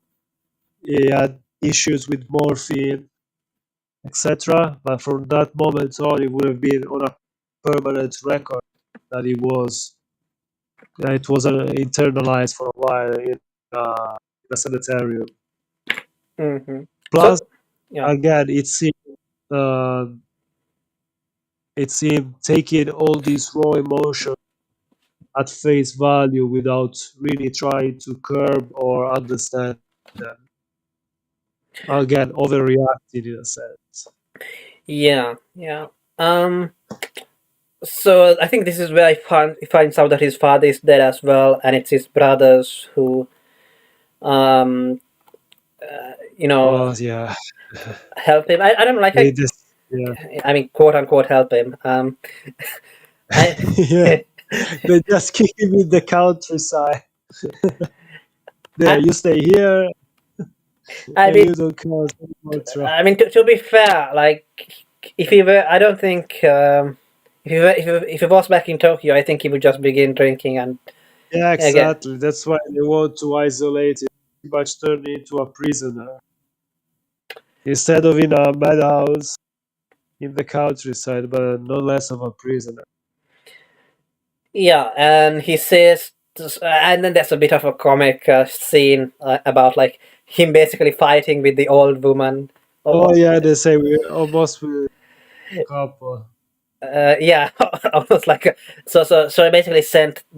So he's sent to the countryside by his brothers in a house which is basically falling apart, along with Yeah. an old woman servant of almost 60 years old, and they fight sometimes. So so one time he recalls that he told her to go and get some sleeping pills for him, and they looked Oh yeah. yeah, they looked a little bit different. But he didn't pay attention to it. He took them. It and was a laxity. it was a laxative. Yeah, He uh, makes a passing makes a comment how he wanted to sleep and he's yeah, yeah. And he says, I think reject must be a comic noun. yeah. And so then he says that he has neither happiness nor unhappiness, and that the only truth, or the only thing that resembled the truth that he could find in society was that everything passes. Mhm. And he ends with saying that he's 27, but he He looks looks like 40. over 40. Yeah. Yeah, I think we already discussed the epilogue. I mean, where like he basically meets those women again, and they say that it's Mhm. And um, it's interesting because this part, it's very similar to another book he wrote. It's sort of like, I don't remember the title. It's a diary. It's him going back to his old place and spending a few days there, like a couple of weeks, I think, and meeting some friends, having a great time, more or less seeing how simple yet generous the people in that part of the country are, and meeting an old woman that was pretty much the woman who looked after him when he was a child. And I think there are some parallelism between this old innkeeper and that woman, and the fact that she gives him those diaries, like sort of him reliving his life through the memories that seeing that woman in the countryside made him relive when he was there. I see, I see. Um, okay. Uh, yeah. I was looking to see. There's another book called Flowers of Buffoonery. So I was looking at to see if I could find the title of the book that you were talking Hmm? about. I Uh, think it's that one. Flowers of Buffoonery. So, Flowers of Buffoonery relates to the I story don't, of Oba Yozo and his time recovering in hospital from an attempted suicide. I don't know, it's another one that I don't remember. It's like sort of a journal of these two. I remember like 2 weeks he spent Uh, in the 100 countryside. Views of Mount Fuji, is that it? No. No, I no, don't no. remember. I don't know. Okay, it's fine. It's fine. Okay, okay. Because I also remember seeing that mentioned in a documentary about Dazai by NHK. Okay. NHK is like the Japanese BBC, All right. essentially. Yeah, apparently had a good time there in the countryside. And yeah, if you remember last time I said that, people like this guy and Angosakushi looked Uh-huh. to the countryside and the past of Japan as Piora or something. Yeah, that's Yeah, what. it's a little bit similar to the what was the name of the movement? I don't remember. For example, Giacomo Leopardi in Italy was very similar. It was like enamored of the old times, the rural. Uh, there is the pastoral, let's say, the bucolic people living in the countryside, living simpler lives, etc. Full of hardships, of course, but simpler and therefore happier. The real sense. Hmm. So yeah, by the way, I found out the name of the school or whatever. It of writing the movement. It was called the Burahia or Decadent School. Burahia, Nice. the school of irresponsibility and decadence. Oh, nice. Uh, Irresponsible. they were a group of dissolute writers who expressed the aimlessness and identity crisis of post World War II. I see. They seem something between Baudelaire and Sartre a little bit. Mm-hmm. And yeah, there's a link to Daracron at the bottom there, I think. Okay. And yeah, if you go to the writers section, the terms mainly applied. The term Burahira mainly applied to Angosakushi, Osamu Dazai, and Sakunosuke Oda. I haven't heard of him. And Not really. it often referred to others such as Jun Ishikawa, Itosei, Jun Takami, Tanaka Hidemitsu, and Kazuo Oda. Yeah, so that's what it's about, I guess. Oh, there's a bit about their lifestyles. Okay. Burahira writers are sometimes referred to as the quote decadents unquote in the West because of the decadent lifestyle they led, spending time in bars, using narcotics, and often having frequent sexual relationships.